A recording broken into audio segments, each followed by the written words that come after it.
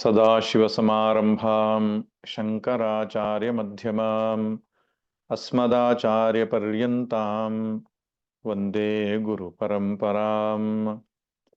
ಶ್ರುತಿಸ್ಮೃತಿಪುರಾಣಾನಾಂ ಆಲಯಂ ಕರುಣಾಲಯಂ ನಮಾಮಿ ಭಗವತ್ಪಾದಶಂಕರಂ ಲೋಕಶಂಕರಂ. ಶಂಕರಂ ಶಂಕರಾಚಾರ್ಯಂ ಕೇಶವಂ ಬಾದರಾಯಣಂ ಸೂತ್ರಭಾಷ್ಯಕೃತೌ ವಂದೇ ಭಗವಂತೌ ಪುನಃ ಪುನಃ. ಈಶ್ವರೋ ಗುರುರಾತ್ಮೇತಿ ಮೂರ್ತಿಭೇದವಿಭಾಗಿನೇ ವ್ಯೋಮವದ್ವ್ಯಾಪ್ತದೇಹಾಯ ದಕ್ಷಿಣಾಮೂರ್ತಯೇ ನಮಃ. ದಕ್ಷಿಣಾಮೂರ್ತಯೇ ನಮಃ. ಓಂ ಸಹನಾವವತು ಸಹನೌ ಭುನಕ್ತು ಸಹ ವೀರ್ಯಂಕರವಾವಹೈ ತೇಜಸ್ವಿನಾವಧೀತಮಸ್ತು ಮಾ ವಿದ್ವಿಷಾವಹೈ. ಓಂ ಶಾಂತಿ ಶಾಂತಿ ಶಾಂತಿ. ಹರಿ ಓಂ. ನಾವು ಕಠೋಪನಿಷತ್ತಿನ ಕೊನೆಯ ವಲ್ಲಿಯ ಚಿಂತನೆಯಲ್ಲಿ ಇದ್ದೇವೆ. ಹಿಂದಿನ ತರಗತಿಯಲ್ಲಿ ಆತ್ಮನು ಪಂಚಕೋಶಗಳಿಗಿಂತ ವ್ಯತಿರಿಕ್ತನು ಎಂಬ ಮಾತನ್ನ ಆಚಾರ್ಯ ಯಮಧರ್ಮನು ನಚಿಕೇತನಿಗೆ ತಿಳಿಸ್ತಾ ಇದ್ದನು. ಇಂದ್ರಿಯೇಭ್ಯ ಪರಂ ಮನೋ ಮನಸ ಸತ್ವಮುತ್ತಮಂ ಸತ್ವಾದಪಿ ಮಹಾನಾತ್ಮ ಮಹತೋ ವ್ಯಕ್ತಮುತ್ತಮಂ ಅವ್ಯಕ್ತಾತ್ತು ಪರಃಪುರುಷೋ ವ್ಯಾಪಕೋ ಲಿಂಗ ಏವಚ ಯಜ್ಞಾತ್ವಾ ಮುಚ್ಚತೆ ಜಂತುರಮೃತತ್ವಂಚ ಗಚ್ಚತಿ. ಒಂದಕ್ಕಿಂತ ಒಂದು ಶ್ರೇಷ್ಠ ಎಂಬುದಾಗಿ ತೋರಿಸ್ತಾ ಕೊಟ್ಟ ಕೊನೆಯಲ್ಲಿ ಪರಮಾತ್ಮ ವಸ್ತುವೇ ಎಲ್ಲದಕ್ಕಿಂತಲೂ ಸೂಕ್ಷ್ಮವು, ಮಹತ್ತರವಾದದ್ದು ಮತ್ತು ಪ್ರತ್ಯಗಾತ್ಮಭೂತವಾದದ್ದು ಎಂಬುದನ್ನ ಸ್ಪಷ್ಟಪಡಿಸಿದೆ. ಸಾಧಕನಾದವನು ಆರಂಭದಲ್ಲಿ ದೇಹಾಭಿಮಾನವನ್ನು ಹೊಂದಿರ್ತಾನೆ. ಆ ದೇಹಾಭಿಮಾನವನ್ನ ದೂರ ಮಾಡಿಕೊಳ್ಳೋದಕ್ಕಾಗಿ ಅನ್ನಮಯ ಕೋಶ ಅಂತ ಕರೀತಾರೆ. ಸ್ಥೂಲ ಶರೀರ, ಅನ್ನಮಯ ಕೋಶ, ದೇಹ, ಶರೀರ ಈ ರೀತಿಯಾಗಿ ಬೇರೆ ಬೇರೆ ಶಬ್ದಗಳಿಂದ ಕರೆಯಲ್ಪಡುವಂತಹ ಹೊರಕವಚ, ಹೊರಕೋಶ ಇದು. ಇದರ ಅಭಿಮಾನವನ್ನ ದೂರ ಮಾಡಿಕೊಳ್ಳುವುದಕ್ಕೆ ಪ್ರಾಣಮಯ ಕೋಶದಲ್ಲಿ ಅವನ ಅಭಿಮಾನವನ್ನು ಪಡೆದುಕೊಳ್ಬೇಕಾಗ್ತದೆ. ಒಂದು ಹಂತದಿಂದ ಇನ್ನೊಂದು ಹಂತಕ್ಕೆ ಹೋಗುತ್ತಾ ನಾವು ಮುಂದುವರಿಬೇಕಾಗ್ತದೆ. ಈಗ ಕೈಲಾಸ ಮಾನಸ ಯಾತ್ರೆ ಮುಂತಾದಂತಹ ಒಂದು ಕಠಿಣವಾದಂತಹ ಒಂದು ಏನಿದೆ ಯಾತ್ರೆಯನ್ನು ಮಾಡುವಾಗ ಒಂದೇ ಏಟಿಗೆ ಕೈಲಾಸ ಮಾನಸದ ಕ್ಷೇತ್ರ ಪ್ರವೇಶ ಮಾಡ್ಲಿಕ್ಕಾಗಲ್ಲ. ಯಾಕಂದ್ರೆ ಆ ಪರಿಸರಕ್ಕೆ ನಾವು ಹೊಂದಿಕೊಳ್ಬೇಕಾಗ್ತದೆ. ಅದಕ್ಕೇನು ಮಾಡ್ತಾರೆ, ಅದಕ್ಕಿಂತ ಕೆಳಮಟ್ಟದ ಯಾವುದೋ ಒಂದು ಜಾಗದಲ್ಲಿ ನಮ್ಮನ್ನ ನಿಲ್ಲಿಸ್ತಾರೆ. ಅಲ್ಲಿಯ ವಾತಾವರಣಕ್ಕೆ ನಮ್ಮ ಶರೀರ ಮನಸ್ಸು ಎಲ್ಲ ಹೊಂದಿಕೊಂಡ ಮೇಲೆ ಇನ್ನೊಂದು ಸ್ವಲ್ಪ ಮೇಲಕ್ಕೆ ಕರ್ಕೊಂಡು ಹೋಗ್ತಾರೆ. ಅಲ್ಲಿ ಶರೀರ ಹೊಂದಿಕೊಂಡ ಮೇಲೆ ಆಮೇಲೆ ಕರ್ಕೊಂಡು ಹೋಗುವಂಥದ್ದು. ಹಾಗೆಯೇ ಶಾಸ್ತ್ರವೂ ಕೂಡ ಇದನ್ನ ಆರುಂಧತಿ ದರ್ಶನ ನ್ಯಾಯ ಎಂಬುದಾಗಿ ಕೂಡ ಹೇಳ್ತಾರೆ. ಅದನ್ನು ನಾನು ಕಳೆದ ಯಾವುದೋ ಒಂದು ತರಗತಿಯಲ್ಲಿ ಹೇಳಿದ್ದೀನಿ. ಅಥವಾ ಶಾಖಾ ಚಂದ್ರ ನ್ಯಾಯ ಅಂತ ಕೂಡ ಹೇಳ್ತಾರೆ. ಚಂದ್ರನ ಅತ್ಯಂತ ಸೂಕ್ಷ್ಮವಾದಂತಹ ಒಂದು ಸ್ಥಿತಿಯನ್ನ ನೋಡೋದಕ್ಕೆ ನೇರವಾಗಿ ನಮಗೆ ಸಾಧ್ಯವಾಗೋಲ್ಲ. ಆಕಾಶದಲ್ಲಿ ಹುಡುಕಬೇಕಾಗ್ತದೆ. ಅದಕ್ಕೆ ಏನು ಮಾಡ್ತಾರೆ ಬಲ್ಲವರು, ಒಂದು ವೃಕ್ಷವನ್ನು ತೋರಿಸ್ತಾರೆ. ಆ ವೃಕ್ಷದಲ್ಲಿರ್ತಕ್ಕಂತಹ ಶಾಖೆಯನ್ನು ತೋರಿಸ್ತಾರೆ. ಶಾಖೆಯಲ್ಲಿರ್ತಕ್ಕಂಥ ಉಪಶಾಖೆಯನ್ನು ತೋರಿಸ್ತಾರೆ. ಆ ಉಪಶಾಖೆಗಳ ಮಧ್ಯದಲ್ಲಿರ್ತಕ್ಕಂತಹ ಚಂದ್ರನನ್ನು ತೋರಿಸ್ತಾರೆ. ಆಮೇಲೆ ವೃಕ್ಷ ಇಲ್ಲದಿದ್ದಾಗಲೂ ಕೂಡ ಚಂದ್ರನನ್ನು ನೋಡ್ಲಿಕ್ಕಾಗ್ತದೆ. ಸೂಕ್ಷ್ಮವಾಗಿರುವ ಚಂದ್ರನನ್ನ ತೋರಿಸೋದಕ್ಕೆ ವೃಕ್ಷವನ್ನ ನಾವು ಬಳಸಿದ ಈ ಒಂದು ನ್ಯಾಯಕ್ಕೆ ಶಾಖಾ ಚಂದ್ರ ನ್ಯಾಯ ಅಂತ ಹೇಳ್ತಾರೆ. ಎರಡು ಶಾಖೆಗಳ ಮಧ್ಯೆ ಚಂದ್ರನನ್ನ ನೋಡಿ ಆಮೇಲೆ ನೇರವಾಗಿ ದರ್ಶನ ಮಾಡತಕ್ಕಂತಹ ಒಂದು ಉಪಾಯ. ಹಾಗೆಯೇ ಮೊದಲು ಅನ್ನಮಯ ಕೋಶವನ್ನೇ ಬ್ರಹ್ಮ ಎಂಬುದಾಗಿ ಕರೆದಿದೆ. ತೈತ್ತರೀಯದಲ್ಲಿ ಹಾಗೆಯೇ ಬರ್ತದೆ. ಆ ಅನ್ನಮಯ ಕೋಶವನ್ನ ಮತ್ತೆ ವಿಚಾರ ಮಾಡದಾಗ ಗೊತ್ತಾಗುತ್ತೆ ಅದು ವಿಕಾರವನ್ನು ಹೊಂದುವಂಥದ್ದು, ಅದು ಸ್ಥೂಲ ರೂಪ ಪಂಚ ಮಹಾಭೂತಗಳಿಂದ ಉಂಟಾದಂಥದ್ದು, ದೃಶ್ಯವಾದಂಥದ್ದು. ಈ ರೀತಿಯಾದಂತಹ ಹೇತುಗಳಿಂದ ನಾನು ಅನ್ನಮಯನಲ್ಲ, ನಾನು ಪ್ರಾಣಮಯನು ಎಂಬುದಾಗಿ. ಪ್ರಾಣಮಯ ಎಂದಾಗ ಇಂದ್ರಿಯಾದಿಗಳನ್ನು ಸೇರಿಸಿಕೊಂಡು ಕರ್ಮೇಂದ್ರಿಯ ಮತ್ತು ಪಂಚಪ್ರಾಣಗಳನ್ನ ಪ್ರಾಣಮಯ ಕೋಶ ಎಂಬುದಾಗಿ ಕರೀತಾರೆ. ಆ ಪ್ರಾಣಮಯವೇ ಅನ್ನಮಯಕ್ಕೆ ಆಧಾರವಾಗಿರುವುದರಿಂದ ಅದು ನಾನು ಎಂಬುದಾಗಿ ಅಭಿಮಾನ ಪಟ್ಟುಕೊಳ್ಳುವಂಥದ್ದು. ತದನಂತರ ಅದನ್ನ ವಿಮರ್ಶೆ ಮಾಡ್ತಾ ಪ್ರಾಣಮಯಕ್ಕಿಂತಲೂ ಸೂಕ್ಷ್ಮವಾಗಿರುವ ಪ್ರತ್ಯೇಗಾತ್ಮಭೂತವಾಗಿರುವಂತಹ ಮನೋಮಯ ಕೋಶ ಅಂತ ಒಂದಿದೆ. ಆ ಮನೋಮಯ ಕೋಶ ಅಂದ್ರೆ ಮನಸ್ಸಲ್ಲಿ ಬರತಕ್ಕಂತಹ ಭಾವನೆಗಳು, ಸಂಕಲ್ಪ ವಿಕಲ್ಪಾತ್ಮಕ ವೃತ್ತಿಗಳು, ಅದನ್ನೂ ಕೂಡ ನಾನಲ್ಲ ಎಂಬುದಾಗಿ ನಿಶ್ಚಯ ಮಾಡಿ ಬುದ್ಧಿಯಲ್ಲಿ ತಾದಾತ್ಮ್ಯವನ್ನು ಪಡ್ಕೊಳ್ಳುವಂಥದ್ದು, ಅದನ್ನು ವಿಜ್ಞಾನಮಯ ಕೋಶ ಎಂಬುದಾಗಿ ಹೇಳ್ತಾರೆ. ವಿಜ್ಞಾನಮಯ ಕೋಶಕ್ಕಿಂತಲೂ ಮಹತ್ತರವಾದುದು ಸಮಷ್ಟಿ ಬುದ್ಧಿ ಎಂಬುದಾಗಿ ಕರೀತಾರೆ. ಇಲ್ಲಿ ಅದಕ್ಕೆ ಮಹತಃ ಅಂತ ಮಹಾನ್ ಆತ್ಮ ಎಂಬುದಾಗಿ ಕರೀತಾರೆ. ಸಮಷ್ಟಿ ಬುದ್ಧಿ ಅಥವಾ ಹಿರಣ್ಯಗರ್ಭ ಅದೇ ತಾನು ಅಂತ ಅಂದುಕೊಳ್ತಕ್ಕಂಥದ್ದು.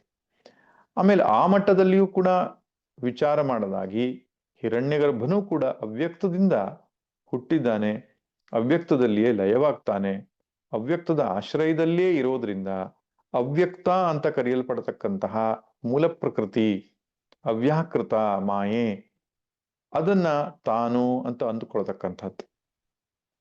ಆಮೇಲೆ ವಿಚಾರ ಮಾಡಲಾಗ ಗೊತ್ತಾಗತ್ತೆ ಅದು ಈಶ್ವರನ ಶಕ್ತಿ ಆದದ್ರಿಂದ, ಅದಕ್ಕೆ ಸ್ವತಂತ್ರ ಅಸ್ತಿತ್ವ ಇಲ್ಲದೆ ಇರುವುದರಿಂದ, ಈಶ್ವರನ ಸನ್ನಿಧಿಯಲ್ಲಿಯೇ ಅದು ತೋರಿ ಅಡಗುವುದರಿಂದ, ಅದಕ್ಕೂ ಕೂಡ ಆಶ್ರಯಭೂತವಾಗಿರತಕ್ಕಂತಹ ಶುದ್ಧ ಚೈತನ್ಯ ಪರಬ್ರಹ್ಮ ವಸ್ತು ಏನಿದೆಯೋ ಅದೇ ನನ್ನ ಸ್ವರೂಪ ಅಂತ ಅಂದುಕೊಳ್ಳೋದು.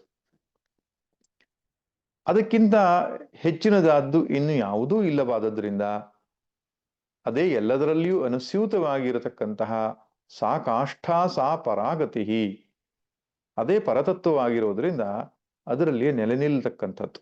ಹೀಗೆ ಒಂದೊಂದು ಸ್ಟೇಜಿನಿಂದ ಇನ್ನೊಂದು ಸ್ಟೇಜ್ಗೆ, ಒಂದು ಹಂತದಿಂದ ಇನ್ನೊಂದು ಹಂತಕ್ಕೆ ನಾವು ಪ್ರಯಾಣಿಸ್ತಕ್ಕಂತಹ ಅಧ್ಯಾತ್ಮ ಯಾತ್ರೆಯ ಕುರಿತಾದಂತಹ ವಿವರಣೆಯನ್ನ ಹಿಂದಿನ ತರಗತಿಯಲ್ಲಿ ನಾವು ನೋಡಿದ್ದೆವು.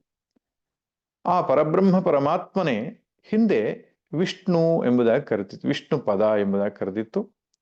ಇಲ್ಲಿ ಪುರುಷ ಎಂಬುದಾಗಿ ಕರೆದಿದೆ. ಆ ಪುರುಷ ತತ್ವವು ವ್ಯಾಪಕವೂ ಅಲಿಂಗವೂ ಆಗಿದೆ. ಅದಕ್ಕೆ ಗುರುತುಗಳಿಲ್ಲ, ಎಲ್ಲೆಲ್ಲೂ ತುಂಬಿರತಕ್ಕಂಥದ್ದು. ಅದನ್ನ ಅರಿಯುವುದರಿಂದ ಭವಬಂಧನದಿಂದ ಒಬ್ಬನು ಹೊರಗೆ ಬರ್ತಾನೆ, ಮೋಕ್ಷ ಪ್ರಾಪ್ತಿ ಆಗ್ತದೆ. ಎಂ ಜ್ಞಾತ್ವ ಮುಚ್ಚತೆ ಜಂತು, ಆ ಪರತತ್ವವನ್ನ ತಾನೆಂಬುದಾಗಿ ಅರಿಯುವುದರಿಂದ. ನೋಡಿ, ಪರತತ್ವವನ್ನ ಅರಿಯುವಂಥದ್ದು ಪರೋಕ್ಷ ಜ್ಞಾನ, ಅದು ಬೇರೆ.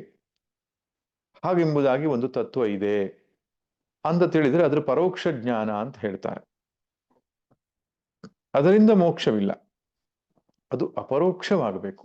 ಅದರ ಅರ್ಥ ಆ ಪರತತ್ವವೇ ಸಾಕ್ಷಿಯಾದ ನನ್ನ ಸ್ವರೂಪವೇ ಆಗಿದೆ ಎಂಬುದಾಗಿ. ಅವ್ಯಕ್ತಕ್ಕಿಂತಲೂ ಹಿರಿದಾದ, ವ್ಯಾಪಕವಾದ, ಪ್ರತ್ಯಗಾತ್ಮಭೂತವಾದ ಆ ಪರತತ್ವ, ಪುರುಷತತ್ವ ಏನಿದೆಯೋ ಅದು ನನ್ನ ನಿಜ ಸ್ವರೂಪವಾಗಿದೆ, ಅದೇ ನಾನಾಗಿದ್ದೇನೆ. ತದನಂತರ ಅಂತಹ ಒಬ್ಬ ಜ್ಞಾನಿ ಹೇಳ್ತಕ್ಕಂಥ ಮಾತೇನು? ಮಯ್ಯೇವ ಸಕಲಂ ಜಾತಂ ಮಯಿ ಸರ್ವಂ ಪ್ರತಿಷ್ಠಿತಂ ಮಯಿ ಸರ್ವಂ ಲಯಂ ಯಾತಿ ತದ್ ಬ್ರಹ್ಮಾದ್ವಯಮಸ್ಮಿ ಅಹಂ ಎಂಬುದಾಗಿ. ನನ್ನಿಂದಲೇ ಇದೆಲ್ಲವೂ ಕೂಡ ಹುಟ್ಟಿದೆ, ನನ್ನಲ್ಲಿಯೇ ಇದೆಲ್ಲವೂ ಕೂಡ ನೆಲೆ ನಿಂತಿದೆ, ಕೊನೆಗೆ ನನ್ನಲ್ಲಿಯೇ ಈ ಜಗತ್ತೆಲ್ಲವೂ ಲಯವನ್ನ ಹೊಂದುತ್ತೆ. ಅಂತಹ ಬ್ರಹ್ಮನು ನಾನಿದ್ದೇನೆ ಎಂಬುದಾಗಿ ಉದ್ಘೋಷಿಸ್ತಾನೆ. ಅದಕ್ಕೆ ಸಮ್ಯಕ್ ಜ್ಞಾನ ಎಂಬುದಾಗಿ ಕರೀತಾರೆ. ಅಂತಹ ಸಮ್ಯಕ್ ಜ್ಞಾನವನ್ನು ಪಡೆದವನು ಬದುಕಿರುವಾಗಲೇ ಮೋಕ್ಷವನ್ನು ಹೊಂದುತ್ತಾನೆ, ಎಲ್ಲ ದುಃಖಗಳಿಂದ ಬಿಡುಗಡೆಯನ್ನ ಪಡಿತಾನೆ. ಅಷ್ಟೇ ಅಲ್ಲ, ಅಮೃತತ್ವಂಚ ಗಚ್ಚತಿ, ಚ ಅಂತ ಹೇಳಿರೋದ್ರಿಂದ ದೇಹವನ್ನು ಬಿಟ್ಟ ಮೇಲೂ ಕೂಡ ಮತ್ತೆ ಅವನು ಮರಳಿ ಬಾರದೇ ಇರುವ ಆ ಪರಮಪದದ ಸ್ಥಿತಿಯಲ್ಲಿಯೇ ನೆಲೆ ನಿಲ್ತಾನೆ. ಅವನಿಗೆ ಹುಟ್ಟು ಸಾವುಗಳ ಚಕ್ರ ಮತ್ತೆ ಇಲ್ಲ. ಆದ್ದರಿಂದ ಜೀವನ್ಮುಕ್ತಿಯನ್ನ ಹಾಗೂ ವಿದೇಹ ಮುಕ್ತಿಯನ್ನ ಎರಡನ್ನೂ ಕೂಡ ಆತ್ಮಜ್ಞಾನಕ್ಕೆ ಫಲವಾಗಿ ಹಿಂದಿನ ಮಂತ್ರದಲ್ಲಿ ಹೇಳಿತ್ತು. ಇನ್ನು ಮುಂದಿನ ಮಂತ್ರಗಳಲ್ಲಿ ಆತ್ಮಜ್ಞಾನಕ್ಕೆ ಬೇಕಾದ ಸಾಧನೆಗಳನ್ನ ಎತ್ತಿ ಹಿಡಿಯುತ್ತೆ. ಮುಂದಿನ ಕೆಲವು ಮಂತ್ರಗಳಲ್ಲಿ ಆತ್ಮಜ್ಞಾನಕ್ಕೆ ಉಪಯೋಗವಾಗುವಂತಹ ಒಂದು ಸಾಧನೆ, ಮನಸ್ಥಿತಿ ಹೇಗಿರಬೇಕು ಎನ್ನುವುದನ್ನ ಸ್ಪಷ್ಟಪಡಿಸುತ್ತೆ. ಮಂತ್ರ ಸಂಖ್ಯೆ 9. ನ ಸಂದೃಶೇ ತಿಷ್ಠತಿ ರೂಪಮಸ್ಯ ನ ಚಕ್ಷುಷಾ ಪಶ್ಯತಿ ಕಶ್ಚನೈನಂ ಹೃದಾ ಮನೀಷಾ ಮನಸಾಭಿಕ್ಲಪ್ತೋ ಯ ಏತದ್ವಿದುರಮೃತಾಸ್ತೆ ಭವಂತಿ. ಅಸ್ಯ ರೂಪಂ ಸಂದೃಶೇ ನ ತಿಷ್ಠತಿ. ಈ ಪರಮಾತ್ಮನ ರೂಪವು ಅಂದ್ರೆ ಸ್ವರೂಪವು ಸಂದೃಶೇ ದರ್ಶನ ವಿಷಯ ಸಂದರ್ಶನ ವಿಷಯ ನ ತಿಷ್ಠತಿ. ಪರಮಾತ್ಮನ ಸ್ವರೂಪವು ಅನುಭವಿಸುವ ಒಂದು ವಿಷಯ ಅಲ್ಲ. ಇಲ್ಲಿ ಅನುಭವ ಅಂದ್ರೆ ಜ್ಞಾನ. ಜ್ಞಾನದ ಅರ್ಥಾತ್ ಇಂದ್ರಿಯ ಜ್ಞಾನ ಅಂತ ತೆಗೆದುಕೊಳ್ಳಬೇಕು. ಇಂದ್ರಿಯ ಮತ್ತು ಮನಸ್ಸು ಈ ಜ್ಞಾನದ ವ್ಯಾಪ್ತಿಗೆ ಒಳಪಟ್ಟುದಲ್ಲ. ಅಷ್ಟೇ ಅಲ್ಲ, ಏನಂ ಕಶ್ಚನ ಚಕ್ಷುಷಾನ ಪಶ್ಯತಿ. ಈ ಆತ್ಮನನ್ನ ಕಣ್ಣಿನಿಂದ ನೋಡುವಂಥದ್ದಲ್ಲ. ಯಾರೂ ಇವನನ್ನ ಕಣ್ಣಿನಿಂದ ನೋಡಲಾರರು. ಇಲ್ಲಿ ಕಣ್ಣು ಅನ್ನೋದು ಉಪಲಕ್ಷಣ. ಆ ಮೂಲಕವಾಗಿ ಕಣ್ಣು, ಕಿವಿ, ಮೂಗು, ನಾಲಿಗೆ, ಚರ್ಮ ಪಂಚ ಜ್ಞಾನೇಂದ್ರಿಯಗಳನ್ನು ನಾವು ಇಲ್ಲಿ ತೆಗೆದುಕೊಳ್ಬೇಕು. ಆತ್ಮನು ಯಾವ ಅನುಭವದ ಸೀಮೆಗೂ ಕೂಡ ಒಳಪಡುವವನಲ್ಲ. ಹಾಗೂ ಯಾವ ಇಂದ್ರಿಯಗಳು ಕೂಡ ಅವನನ್ನ ದರ್ಶಿಸುವುದಕ್ಕೆ ಸಾಧ್ಯವಿಲ್ಲ. ಒಟ್ಟಿನಲ್ಲಿ ಆತ್ಮನು ನಮ್ಮ ತಿಳುವಳಿಕೆಗೆ ಬರೋನಲ್ಲ ಅಂತ ಅರ್ಥ. ಯಾಕೆ? ಅದು ತಿಳುವಳಿಕೆಯಲ್ಲಿ ಯಾವ್ಯಾವ ಹಂತಗಳಿವೆ ಅಂದ್ರೆ, ಒಂದು ಇಂದ್ರಿಯ ಅನುಭವ ಅಂತ ಇದೆ, ಇನ್ನೊಂದು ವೇದನಾನುಭವ ಅಂತ ಇದೆ, ಮತ್ತೊಂದು ಅತೀಂದ್ರಿಯಾನುಭವ ಅಥವಾ ದಿವ್ಯಾನುಭವ, ಭವ್ಯಾನುಭವ ಅಂತ ಹೇಳ್ತಾರೆ. ಇವುಗಳೆಲ್ಲ ನಮ್ಮ ತಿಳುವಳಿಕೆಗೆ ಬರತಕ್ಕಂಥದ್ದು. ಇಂದ್ರಿಯಾನುಭವ ಅಂದ್ರೇನು? ಕಣ್ಣಿನಿಂದ ಒಂದು ವಸ್ತುವಿನ ರೂಪವನ್ನು ನೋಡತಕ್ಕಂಥದ್ದು, ಕಿವಿಯಿಂದ ಒಂದು ಶಬ್ದವನ್ನು ಕೇಳೋದು.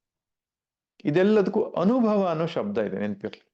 ನಮ್ಮಲ್ಲಿ ಸಾಮಾನ್ಯವಾಗಿ ಸಾಧಾರಣ ಅನುಭವ ಅನ್ನೋ ಶಬ್ದವನ್ನ ಯಾವುದೋ ಒಂದು ಅತೀಂದ್ರಿಯ ಅನುಭವಕ್ಕಷ್ಟೇ ಹೇಳ್ತೇವೆ. ಕಣ್ಣಿಂದ ನೋಡೋದು, ಕಿವಿನಿಂದ ಕೇಳೋದು, ಹೀಗೆ ಬಳಸ್ತೇವೆ ಹೊರತು ಅನುಭವ ಅಂತ ಬಂದ ತಕ್ಷಣ ದುಃಖದ ಅನುಭವ, ಸುಖದ ಅನುಭವ, ಈ ರೀತಿ ವೇದನಾನುಭವ ಅಥವಾ ಅತೀಂದ್ರಿಯ ಅನುಭವಕ್ಕೂ ಅನುಭವ ಅಂತ ಶಬ್ದ ಇಟ್ಬಿಟ್ಟು ಆಮೇಲೆ ಆತ್ಮನು ಅನುಭವಕ್ಕೆ ಗಮ್ಯನು, ಈ ರೀತಿಯಾಗಿ ಅನುಭವ ಈ ಶಬ್ದಗಳನ್ನೆಲ್ಲ ಬಳಸ್ತೇವೆ. ಅದೇ ಶಾಸ್ತ್ರದಲ್ಲಿ ಅನುಭವ ಅನ್ನುವ ಶಬ್ದಕ್ಕೆ ಅರ್ಥ ನಾವು ಪ್ರಮಾಣಗಳಿಂದ ಏನನ್ನು ತಿಳಿಯುತ್ತೇವೋ ಅದೆಲ್ಲವೂ ಅನುಭವವೇ. ಅಂದ್ರೆ ಪಶ್ಚಾತ್ ಅಂತ, ತದನಂತರ ಅಂತ. ಭವ ಅಂದ್ರೆ ಉಂಟಾದದ್ದು ಅಂತ. ಪ್ರಮಾಣ ವ್ಯಾಪಾರದ ನಂತರ ಉಂಟಾದಂತಹ ಯಾವುದೇ ಜ್ಞಾನಕ್ಕೂ ಕೂಡ ಅನುಭವ ಅಂತ ಕರೆಯಲ್ಪಡುತ್ತೆ. ಆದ್ದರಿಂದ ಇಂದ್ರಿಯಾನುಭವ ಅಂತ ಕರೆಯಲ್ಪಡುವಂಥದ್ದು. ನಾವು ಪ್ರಪಂಚದಲ್ಲಿ ಏನೇನು ತಿಳಿತಾ ಇದ್ದೇವೋ, ಕಣ್ಣಿನಿಂದ, ಕಿವಿಯಿಂದ, ನಾಲಿಗೆಯಿಂದ, ಮೂಗಿನಿಂದ, ಚರ್ಮದಿಂದ, ಅದೆಲ್ಲವನ್ನ ಇಂದ್ರಿಯಾನುಭವ ಅಂತ ಕರಿಬಹುದು, ಅಥವಾ ಪ್ರತ್ಯಕ್ಷಾನುಭವ ಅಂತ ಕರಿಬಹುದು.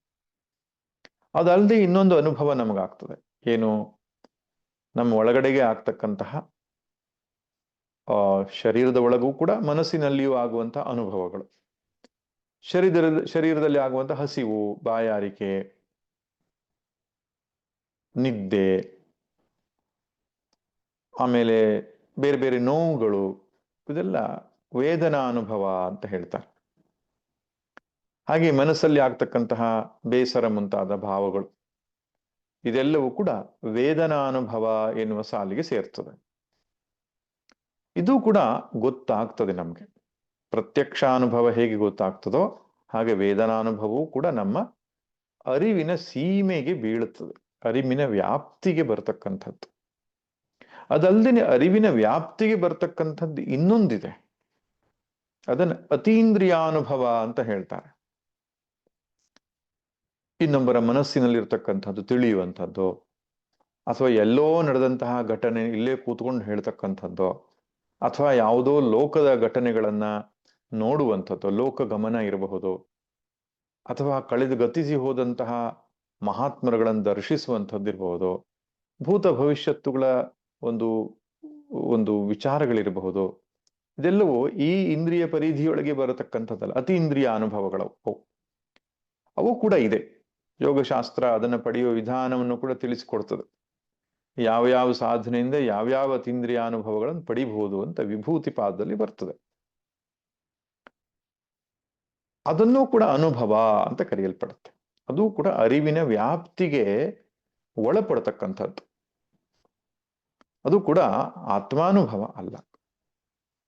ಪ್ರತ್ಯಕ್ಷವಾಗ್ಲಿ, ವೇದನೆಯಾಗ್ಲಿ, ಅಥವಾ ಈ ದಿವ್ಯ ಅನುಭವಗಳು ಯಾವುದೂ ಕೂಡ ಆತ್ಮಾನುಭವಗಳಲ್ಲ.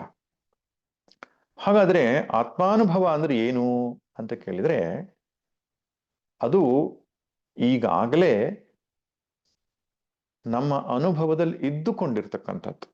ಆದ್ರಿಂದ ಅದೊಂದು ಅನುಭವ ಅಂತ ಕರೆಯಲ್ಪಡಲ್ಲ, ಅನುಭವ ಸ್ವರೂಪ ಅಂತ ಕರೆಯಲ್ಪಡುತ್ತೆ. ಎಸ್ ಸಾಕ್ಷಾತ್ ಅಪರೋಕ್ಷಾತ್ ಬ್ರಹ್ಮ ಸರ್ವಾಂತರಃ. ಈ ಇಂದ್ರಿಯ, ಮನಸ್ಸು, ಬುದ್ಧಿ ಎಲ್ಲದಕ್ಕೂ ಒಳಗಿರುವ ಆತ್ಮನು ಸರ್ವಾನುಭೂಹು, ಈಗಾಗಲೇ ಅನುಭವ ಸ್ವರೂಪವಾಗಿ ನಮ್ಮೆಲ್ಲ ಆಲೋಚನೆಗಳನ್ನು ಬೆಳಗುತ್ತಾ ಇದ್ದಾನೆ. ಅದರಿಂದ ಅವನನ್ನ ಒಂದು ಅರಿವಿನ ಪರಿಧಿಯ ಒಳಗಡೆಗೆ ನಮಗೆ ಸಿಲುಕಿಸ್ಲಿಕ್ಕೆ ಆಗೋಲ್ಲ. ಆ ಪ್ರಯತ್ನವೂ ಕೂಡ ಬೇಕಾಗಿಲ್ಲ. ನಾನು ಇದ್ದೇನೆ ಎನ್ನುವಂತಹ ಅನುಭವ ಯಾರಿಗೆ ಆಗ್ತಾ ಇಲ್ಲ? ಈ ನಾನು ಇದ್ದೇನೆ ಎನ್ನುವುದೇ ಆತ್ಮಾನುಭವ ಅಂತ ಕೇಳಿದ್ರೆ ಹೌದು. ಅದ್ರ ವ್ಯತ್ಯಾಸ ಇಷ್ಟೇ, ನಾನು ಇದ್ದೇನೆ ಅಂತ ಹೇಳುವಾಗ ಎಷ್ಟೊಂದು ಸಂಗತಿಗಳನ್ನು ಸೇರಿಸ್ಕೊಳ್ತೇವೆ, ನಾನು ಇನ್ನು ಒಟ್ಟಿಗೆ ಎಷ್ಟೊಂದು ಸಂಗತಿಗಳನ್ನು ಸೇರಿಸ್ಕೊಂಡು ಹೇಳ್ತೇವೆ ನಾವು. ಅಂದ್ರೆ ಅಧ್ಯಾಸವಾದಂತಹ ಜ್ಞಾನವಾಗಿದೆ ನಮಗೆ. ದೇಹ, ಮನಸ್ಸು, ಭಾವನೆಗಳು, ನಮ್ಮ ಪೂರ್ವಾಗ್ರಹಗಳು, ನೆನಪುಗಳು ಎಲ್ಲ ಸೇರಿಸಿಕೊಂಡು ನಾನು ಅಂತ ನಮಗೆ ಅನುಭವಕ್ಕೆ ಆಗ್ತಾ ಇದೆ. ಅವುಗಳೆಲ್ಲವನ್ನು ಬಿಟ್ಟು ನನ್ನ ಇರುವಿಕೆಯನ್ನ ನಾನು ಪತ್ತೆ ಹಚ್ಚೋದಾದ್ರೆ ಅದೇ ಆತ್ಮನಾಗಿರುತ್ತೆ ಅಂತ. ಆದ್ರಿಂದ ಇದ್ದೇನೆ ಎನ್ನುವಂತಹ ವಿಷಯದಲ್ಲಿ ಯಾರಿಗೂ ಸಂಶಯ ಇಲ್ಲ. ಆ ಇರುವಿಕೆ ಎನ್ನುವಂಥದ್ದು ಮೂಲ ಸ್ವರೂಪವಾಗಿ ಆತ್ಮನೇ ಆದದ್ರಿಂದ ಅದು ಗೊತ್ತಾಗ್ತಾ ಇಲ್ಲ ಅಂತ ಹೇಳುವಂಥದ್ದು, ಅದನ್ನ ತಮಾಷೆಯಾಗಿ ಹೇಳ್ತಾರೆ, ನನಗೆ ಮಾತನಾಡ್ಲಿಕ್ಕೆ ಬರಲ್ಲ ಅಂತ ಬಾಯಲ್ಲಿ ಹೇಳ್ದ ಹಾಗೆ ಅಂತ. ನಾನು ಮೂಕ ಅಂತ ಒಬ್ಬನು ತನ್ನ ಬಾಯಿಂದಲೇ ಹೇಳಿದ್ರೆ ವದತೋ ವ್ಯಾಘಾತ, ಅವನು ಏನು ತಪ್ಪು ನುಡಿತಾ ಇದ್ದಾನೆ ಅಂತ ಅರ್ಥ. ಮೂಕನಾದ್ರೆ ಅವನಿಗೆ ಮಾತಾಡ್ಲಿಕ್ಕೆ ಸಾಧ್ಯ ಇಲ್ಲ, ಮಾತನಾಡ್ತಾ ಇದ್ದಾನೆ ಅಂದ್ರೆ ಅವನು ಮೂಗನಲ್ಲ ಅಂತ ಅರ್ಥ. ಹೀಗಿರೋದ್ರಿಂದ ನಾನು ಇದ್ದೇನೆ ಅಂತಕ್ಕಂತಹ ಅನುಭವ ಇಲ್ಲದೇ ಇರತಕ್ಕಂತಹ ಕಾಲವೇ ಇಲ್ಲ, ದೇಶವೇ ಇಲ್ಲ. ಎಲ್ಲಾ ಸಂದರ್ಭಗಳಲ್ಲೂ ಅಹಮಸ್ಮಿ ಅಹಮಸ್ಮಿ ಅಹಮಸ್ಮಿ. ರಮಣರು ಅಹಂ ಅಹಂ ಅಹಂ ಇತಿ ಭಾತಿ ಆತ್ಮರೂಪೇಣ ಭಾತಿ ಅಂತ ಹೇಳ್ತಾರೆ. ಆದ್ರಿಂದ ಅದಕ್ಕಾಗಿ ಹೊಸ ಪ್ರಯತ್ನವನ್ನ ನಾವು ಮಾಡಬೇಕಾಗಿಲ್ಲ. ಹಾಗಾದ್ರೆ ಪ್ರಯತ್ನ ಮಾಡಬೇಕಾದದ್ದು ಯಾವುದಕ್ಕೆ ಅಂದ್ರೆ, ಅನಾತ್ಮದಿಂದೊಡಗೂಡಿದ ಅಹಂ ಪ್ರಜ್ಞೆ ನಮ್ಮಲ್ಲಿ ತೋರ್ತಾ ಇದೆ. ಆ ಅನಾತ್ಮ ತಾದಾತ್ಮ್ಯದಿಂದೊಡಗೂಡಿದಂತಹ ನಾನು ನಾನು ನಾನು ಅನ್ನೋ ಸ್ಫುರಣ ಉಂಟಾಗ್ತಾ ಇದೆ. ಈ ಅನಾತ್ಮ ತಾದಾತ್ಮ್ಯವನ್ನ ಅಪವಾದ ಮಾಡಿದಾಗ, ಬದಿಗೆ ಸರಿಸಿದಾಗ, ಅಥವಾ ನಿಷೇಧ ಮಾಡಿದಾಗ, ಹೇಗೆ ನಿಷೇಧ ಮಾಡುವುದು? ನೇತಿ ನೇತಿ ಇದು ಜಡವಾದದ್ದು, ವಿಕಾರವಾದದ್ದು, ಅನಾತ್ಮವಾದದ್ದು, ದೃಶ್ಯವಾದದ್ದು ಅಂತ ನಿಷೇಧವನ್ನು ಮಾಡ್ತಾ ಕೊನೆಗೆ ನಿಷೇಧಕ್ಕೆ ಆಸ್ಪದವಲ್ಲದ ಆ ಒಂದು ಚೈತನ್ಯ ವಸ್ತು ತಾನೇ ತಾನಾಗಿ ಉಳಿದುಕೊಳ್ಳುತ್ತೋ ಅದೇ ನಾನು. ಆ ಇರುವಿಕೆ ಅನ್ನುವಂಥದ್ದು, ಆ ಅರಿವು ಅನ್ನುವಂಥದ್ದು ಆತ್ಮಾನುಭವ ಅಂತ ಕರೆಯಲ್ಪಡುತ್ತೆ. ಆದ್ದರಿಂದ ಯಾವುದೋ ಒಂದು ವಿಶೇಷವಾದ ಅನುಭವವಲ್ಲ, ಯಾವುದೋ ಕಾಲದಲ್ಲಿ ಘಟಿಸುವ ಘಟನೆಯಲ್ಲ, ಅಥವಾ ದೇಶದಲ್ಲಿ ಉಂಟಾಗುವಂತಹ ಘಟನೆಯಲ್ಲ. ಈಗಾಗಲೇ ಪ್ರತಿ ಅನುಭವದಲ್ಲಿಯೂ ಅನುಸ್ಯೂತವಾಗಿರತಕ್ಕಂತಹ ಅರಿವಿನ ಇರುವಿಕೆಯನ್ನ ಪತ್ತೆ ಹಚ್ಚುವಂಥದ್ದು, ಹಾಗೆ ಬುದ್ಧಿಯಲ್ಲಿ ನಿಶ್ಚಯ ಮಾಡ್ತಕ್ಕಂಥದ್ದು. ಇದು ಆಗಬೇಕೇ ವಿನಃ ಇದಕ್ಕಿಂತ ಹೊರತಾಗಿ ಇನ್ನೇನು ಸಾಧ್ಯವೇ ಇಲ್ಲ ಅಲ್ಲಿ ಅಂತ. ಒಂದೊಮ್ಮೆ ಒಬ್ಬ ವ್ಯಕ್ತಿ ಆತ್ಮವನ್ನ ಅನುಭವದ ವ್ಯಾಪ್ತಿಗೆ ಅವನು ಒಳಪಡಿಸ್ಲಿಕ್ಕೆ ಹೊರಟ್ರೆ ಅದು ಏನಾಗ್ತದೆ? ಅನಾತ್ಮವಾಗ್ತದೆ. ಯಾವ್ದ್ಯಾವುದು ಅನುಭವದ ವ್ಯಾಪ್ತಿಗೆ ಬರ್ತದೋ, ಆಗಲೇ ಹೇಳಿದ ಹಾಗೆ ಪ್ರತ್ಯಕ್ಷವೋ ವೇದನೆಯೋ ಅಥವಾ ಅತೀಂದ್ರಿಯವಾದಂಥದ್ದು ಯಾವುದೋ ಒಂದು ವ್ಯಾಪ್ತಿಗೆ ಅದನ್ನ ಒಳಪಡಿಸಿದಾಗ ಅದು ದೃಶ್ಯವಾಗಿ ಬಿಡುತ್ತದೆ. ಯಾವುದು ದೃಶ್ಯವೋ ಅದು ದೃಕ್ಕಿನ ಅಧೀನ. ಅದು ದೃಕ್ಕಿನ ಅಧೀನವಾದ ತಕ್ಷಣ ದೃಕ್ಕೇ ಅಲ್ಲಿ ಪರವಾಯಿತು, ಶ್ರೇಷ್ಠವಾಯಿತು. ಆದ್ದರಿಂದ ದ ಅಲ್ಟಿಮೇಟ್ ಸಿಯರ್, ಅಂತಿಮವಾದಂತಹ ದೃಕ್ ಸ್ವರೂಪಿ ಯಾರಿದ್ದಾನೋ ಅವನು ದರ್ಶನದ ವ್ಯಾಪ್ತಿಗೆ ಒಳಪಡುವವನಲ್ಲ. ಅದನ್ನೇ ಉಪನಿಷತ್ತು ಹೇಳ್ತೀನಿ, ನ ಸಂದೃಶೇ ತಿಷ್ಠತಿ ರೂಪಂ ಅಸ್ಯ. ಅಸ್ಯ ಅಂದ್ರೆ ಆತ್ಮನಃ. ಈ ಆತ್ಮನ ರೂಪವು ಅಂದ್ರೆ ಸ್ವರೂಪವು ಆ ದರ್ಶನದ ವ್ಯಾಪ್ತಿಗೆ, ಅನುಭವದ ವ್ಯಾಪ್ತಿಗೆ ಬರತಕ್ಕಂಥದ್ದಲ್ಲ. ಇಲ್ಲಿ ಪುನಃ ನಾನು ಹೇಳ್ತೇನೆ, ಅನುಭವ ಅಂತ ಹಂಗ ಗೊತ್ತಾಗೋದೇ ಇಲ್ವಾ ಆತ್ಮ ಅಂತ? ಹಾಗಲ್ಲ, ಆತ್ಮ ಗೊತ್ತಾಗ್ತಾನೆ ಇದೆ. ಆದ್ರೆ ವಿಶೇಷವಾದಂತಹ ಒಂದು ಅನುಭವ, ಪ್ರತ್ಯಕ್ಷ ಅನುಮಾನಾದಿ ತಿಳುವಳಿಕೆ ಏನಿದೆಯೋ ಆ ಪ್ರಕಾರವಾಗಿ ಅದು ತಿಳುವಳಿಕೆಗೆ ಬರುವಂಥದ್ದಲ್ಲ.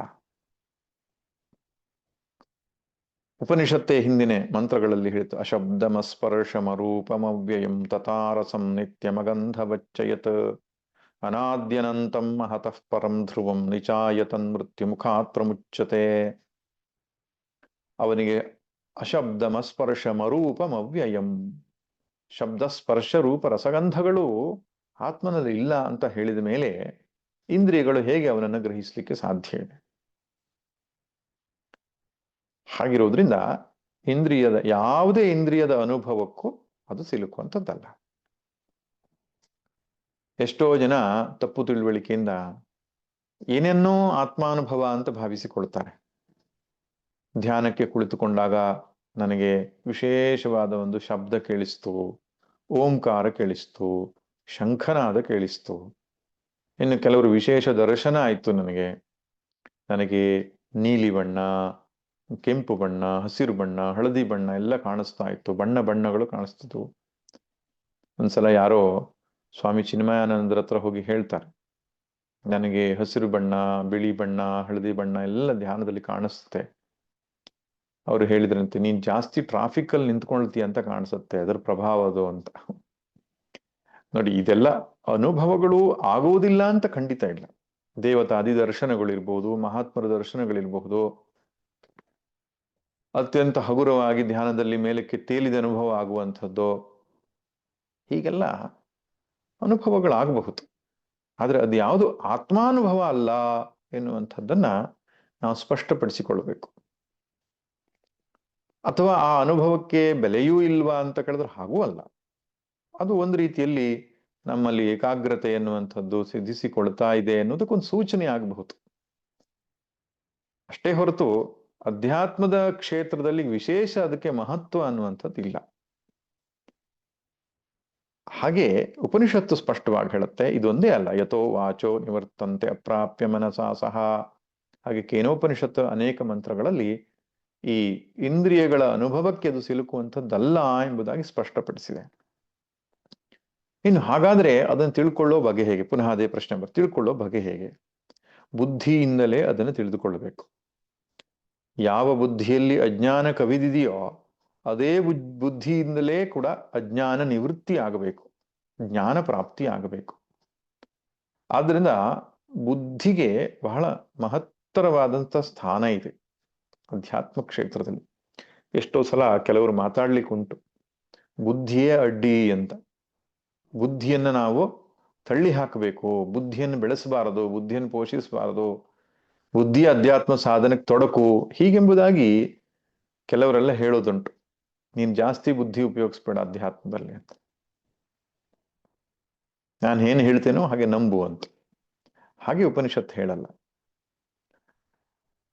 ಯಾರೋ ಒಬ್ಬ ವ್ಯಕ್ತಿ ಹೇಳಿದ್ದನ್ನ ನಂಬಿಕೊಂಡು ಶ್ರದ್ಧೆಯಿಂದ ಹಾಗೊಂದಿದೆ ಎಂಬುದಾಗಿ ತೀರ್ಮಾನಿಸುವಂಥದ್ದಲ್ಲ. ಅನುಭವ ಸ್ವರೂಪವೇ ಆಗಿರುವ ಆತ್ಮನನ್ನ ಬುದ್ಧಿಯಲ್ಲಿ ನಿಶ್ಚಯ ಮಾಡುವ ಪ್ರಕ್ರಿಯೆ ಇದು. ಬುದ್ಧಿ ನಿಶ್ಚಯ ಮಾಡುತ್ತೆ, ನಿಖರವಾದಂತಹ ಜ್ಞಾನ ಉಂಟಾಗತ್ತೆ. ಹೇಗೆ ಗುಲಾಬಿ ಹೂವಿನ ಬಣ್ಣ ಕೆಂಪು ಅನ್ನುವಂಥದ್ದು, ಅಥವಾ ಯಾವುದೋ ಒಂದು ವಸ್ತುವಿನ ಬಣ್ಣವೋ ರೂಪವೋ ಶಬ್ದವೋ ಎಷ್ಟು ನಿಖರವಾಗುತ್ತೆ, ಬೆಂಕಿ ಬಿಸಿ ಎನ್ನುವಂತಹ ಜ್ಞಾನ ಎಷ್ಟು ನಿಖರವಾಗುತ್ತದೆ, ಅಷ್ಟೇ ನಿಖರವಾಗಿ ಬುದ್ಧಿಯಲ್ಲಿ ಆತ್ಮನು ತಾನೆಂಬ ಜ್ಞಾನ ಉಂಟಾಗುತ್ತೆ. ಶ್ರುತಿ ಸ್ಮೃತಿಗಳಲ್ಲಿ ಮಹಾತ್ಮರುಗಳು ಹೇಳಿರ್ತಕ್ಕಂತಹ ಮಾತು, ಯಾವ ಸಂಶಯವೂ ಆ ವಿಷಯದಲ್ಲಿ ಉಂಟಾಗಲ್ಲ. ಅಂತಹ ನಿಶ್ಚಿತವಾದಂತಹ ಜ್ಞಾನ ಉಂಟಾಗತ್ತೆ. ಅದು ಎಲ್ಲಿ ಆಗ್ತಕ್ಕಂಥದ್ದು? ಬುದ್ಧಿಯಲ್ಲಿ ಆಗ್ತಕ್ಕಂಥದ್ದು. ಆದ್ದರಿಂದ ಉಪನಿಷತ್ತುಗಳಲ್ಲಿ ಬುದ್ಧಿಯನ್ನು ನಿಷೇಧ ಮಾಡಿಲ್ಲ. ನಿಷೇಧ ಮಾಡಿದ್ರೂ ಕೂಡ ಸಾಮಾನ್ಯವಾದ ಬುದ್ಧಿಯಿಂದ ಅದು ಸಾಧ್ಯವಿಲ್ಲ ಅಂತ ಹೇಳಿದೆಯೇ ಹೊರತು, ಸಾಮಾನ್ಯವಾದ ಮನಸ್ಸಿನಿಂದ ಅದು ನಿಶ್ಚಯ ಮಾಡ್ಲಿಕ್ಕೆ ಸಾಧ್ಯವಿಲ್ಲ ಅಂತ ಹೇಳಿದೆಯೇ ಹೊರತು, ಶಾಸ್ತ್ರ ಮತ್ತು ಗುರುಗಳ ಉಪದೇಶದಿಂದ ನಿಶಿತವಾದ ಶುದ್ಧಾಂತಃಕರಣದಿಂದ ಒಡಗೂಡಿದಂತಹ ಬುದ್ಧಿಯಿಂದ ಅದು ಸಾಧ್ಯವಿದೆ ಎಂಬುದಾಗಿ ಉಪನಿಷತ್ತು ಉಪದೇಶ. ಮನಸೈವೇದ ಮಾಪ್ತವ್ಯಂ ನೇಹನ ನಾಸ್ತಿ ಕಿಂಚನ, ಕಠೋಪನಿಷತ್ತು ಹಾಗೂ ಬೃಹದಾರಣ್ಯಕ್ಕೆ ಎರಡು ಕಡೆಗೆ ಬರ್ತಕ್ಕಂಥ ಮಾತು. ಮನಸ ಏವ ಇದಂ ಆಪ್ತವ್ಯಂ. ಇಲ್ಲಿ ಮನಸ ಅಂದ್ರೆ ಬುದ್ಧಿ ಎಂಬುದಾಗಿ ತೆಗೆದುಕೊಳ್ಳಬೇಕು. ಹಾಗೆ ದೃಶ್ಯತೆ ತು ಅಗ್ರಯ ಬುದ್ಧ್ಯ ಸೂಕ್ಷ್ಮಯ ಸೂಕ್ಷ್ಮದರ್ಶಿಭಿ, ಅದನ್ನು ಪಡೆದುಕೊಳ್ಳೋದಾದ್ರೆ ಸೂಕ್ಷ್ಮವಾದ ಬುದ್ಧಿಯಿಂದ ಪಡ್ಕೊಳ್ಬೇಕು ಅಂತ ಹೇಳಿತು. ಹಾಗೆ ಪ್ರತಿಬೋಧ ವಿದಿತಂ ಮತಂ ಅಮೃತತ್ವಂ ಹಿವಿಂದತೆ, ಪ್ರತಿಯೊಂದು ಆಲೋಚನೆಗಳಲ್ಲಿಯೂ ಅದನ್ನು ಅರಿತುಕೊಳ್ಬೇಕು ಅಂತ ಹೀಗೆಲ್ಲ ಹೇಳಿರೋದ್ರಿಂದ ಬುದ್ಧಿಯಲ್ಲಿಯೇ ಜ್ಞಾನ ಉಂಟಾಗುವಂಥದ್ದು. ಈ ಮಂತ್ರವೂ ಕೂಡ ಹೇಳುತ್ತೆ, ಹೃದಾ ಮನೀಷಾ ಮನಸಾಭಿಕ್ಲುಪ್ತ. ಈ ಆತ್ಮನು ಮನೀಷಾ ಹೃದಾ ಮನಸಾ ಅಭಿಕ್ಲುಪ್ತ.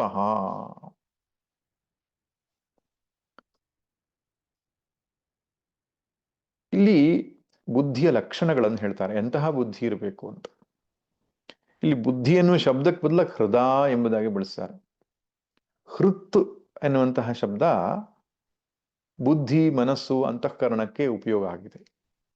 ಹೃದಯ ಎಂಬುದಾಗಿ ಕರೀತಾರೆ. ಹೃತ್ ಎನ್ನುವ ಪರಮಾತ್ಮ ಅಲ್ಲಿ ಇರೋದರಿಂದ ಹೃದಯ ಅಂತ ಕರೀತಾರೆ ಅದಕ್ಕೆ.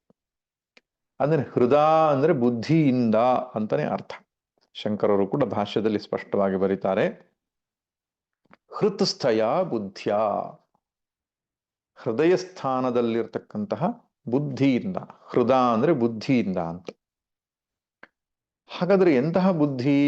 ಸಾಮಾನ್ಯವಾಗಿ ಲೌಕಿಕ ವಿಚಾರಗಳನ್ನು ಮಾಡುವ ಬುದ್ಧಿಯೋ ಕೇಳಿದ್ರೆ ಅಲ್ಲ. ಮನೀಷಾ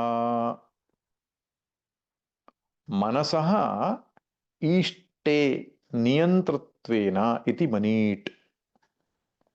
ಮನೀಟ್ ಅನ್ನುವಂಥದ್ದು ವಿಶೇಷವಾದ ಬುದ್ಧಿಗೆ ಹೆಸರದು. ಶಂಕರ ಭಗವತ್ಪಾದರು ಒಂದು ಗ್ರಂಥ ಮನೀಷಾ ಪಂಚಕ ಅಂತ, ಅತ್ಯಂತ ವಿವೇಕವಾದಂತಹ ವಿಚಾರಗಳನ್ನು ಒಳಗೊಂಡ 5 ಶ್ಲೋಕಗಳು. ಅಂದ್ರೆ ಆತ್ಮಾನಾತ್ಮ ವಿವೇಕವನ್ನೇ ಮನೀಷಾ ಅಂತ ಕರಿಬಹುದು. ಅದರಿಂದ ಮನೀಷಿ ಅಂತ ಹೇಳಿದ್ರೆ ಅಂತಹ ಒಂದು ಪ್ರಜ್ಞೆಯನ್ನ ಒಳಗೊಂಡವನು, ವಿವೇಕ ಶಾಲಿನಿಯಾದ ಬುದ್ಧಿಯನ್ನು ಒಳಗೊಂಡವನು ಅಂತ ಅರ್ಥ. ಸಾಮಾನ್ಯ ಬುದ್ಧಿ ಅಲ್ಲ. ಎಷ್ಟು ಸುಂದರವಾದಂತಹ ಶಬ್ದ ನೋಡಿ. ಮನಸಃ ಅಂದರೆ ಸಂಕಲ್ಪಾದಿರೂಪಸ್ಯ ಈಷ್ಟೇ ನಿಯಂತ್ರತ್ವೇನ ಇತಿ ಮನೀಟ್. ಸಂಕಲ್ಪ ವಿಕಲ್ಪಗಳನ್ನು ಹೊಂದಂತಹ ಮನಸ್ಸನ್ನ ಯಾವ ಬುದ್ಧಿಯೂ ನಿಯಂತ್ರಿಸ್ತದೋ, ಈಟ್ ಧಾತುವಿಗೆ ನಿಯಂತ್ರಣ ಅಂತ ಅರ್ಥ. ಅದರಿಂದ ಈಶಾ ಮುಂತಾದ ಶಬ್ದಗಳು ಬಂದಿರೋದು. ಅದರಿಂದ ಈಷ್ಟೇ ಮನಸ್ಸನ್ನ ಅದು ನಿಯಂತ್ರಿಸುವ ಸಾಮರ್ಥ್ಯವನ್ನ ಹೊಂದಿರುವುದರಿಂದ ಅಂತಹ ಬುದ್ಧಿಗೆ ಮನೀಟ್ ಅಂತ ಕರೀತಾರೆ. ತಯಾ ಹೃದ ಮನೀಷಾ ಅವಿಕಲ್ಪ ವಿತ್ರ್ಯ. ಅಲುಗಾಡದೆ ಇರತಕ್ಕಂತಹ ಏಕಾಗ್ರವಾದ ಗುರುಶಾಸ್ತ್ರೋಪದೇಶದಿಂದ ಸುಸಂಸ್ಕೃತವಾದಂತಹ ಒಂದು ಬುದ್ಧಿಗೆ ಮನೀಟ್ ಅಂತ ಕರೀತಾರೆ. ಅಂತಹ ಬುದ್ಧಿಯಿಂದ ಮನೀಷಾ, ಹೃದ ಮನೀಷಾ. ಇಲ್ಲಿ ಸ್ವಲ್ಪ ವ್ಯತ್ಯಾಸ ಮಾಡಿಕೊಂಡು ಮನೀಷಾ ಹೃದ ಅಂದ್ರೇನು? ಮನಸ್ಸನ್ನ ನಿಯಂತ್ರಣ ಮಾಡುವ ಸಾಮರ್ಥ್ಯವುಳ್ಳ ಬುದ್ಧಿಯಿಂದ. ಆಮೇಲೆ ಮುಂದಿನ ಶಬ್ದ ಬರುತ್ತೆ ಮನಸ.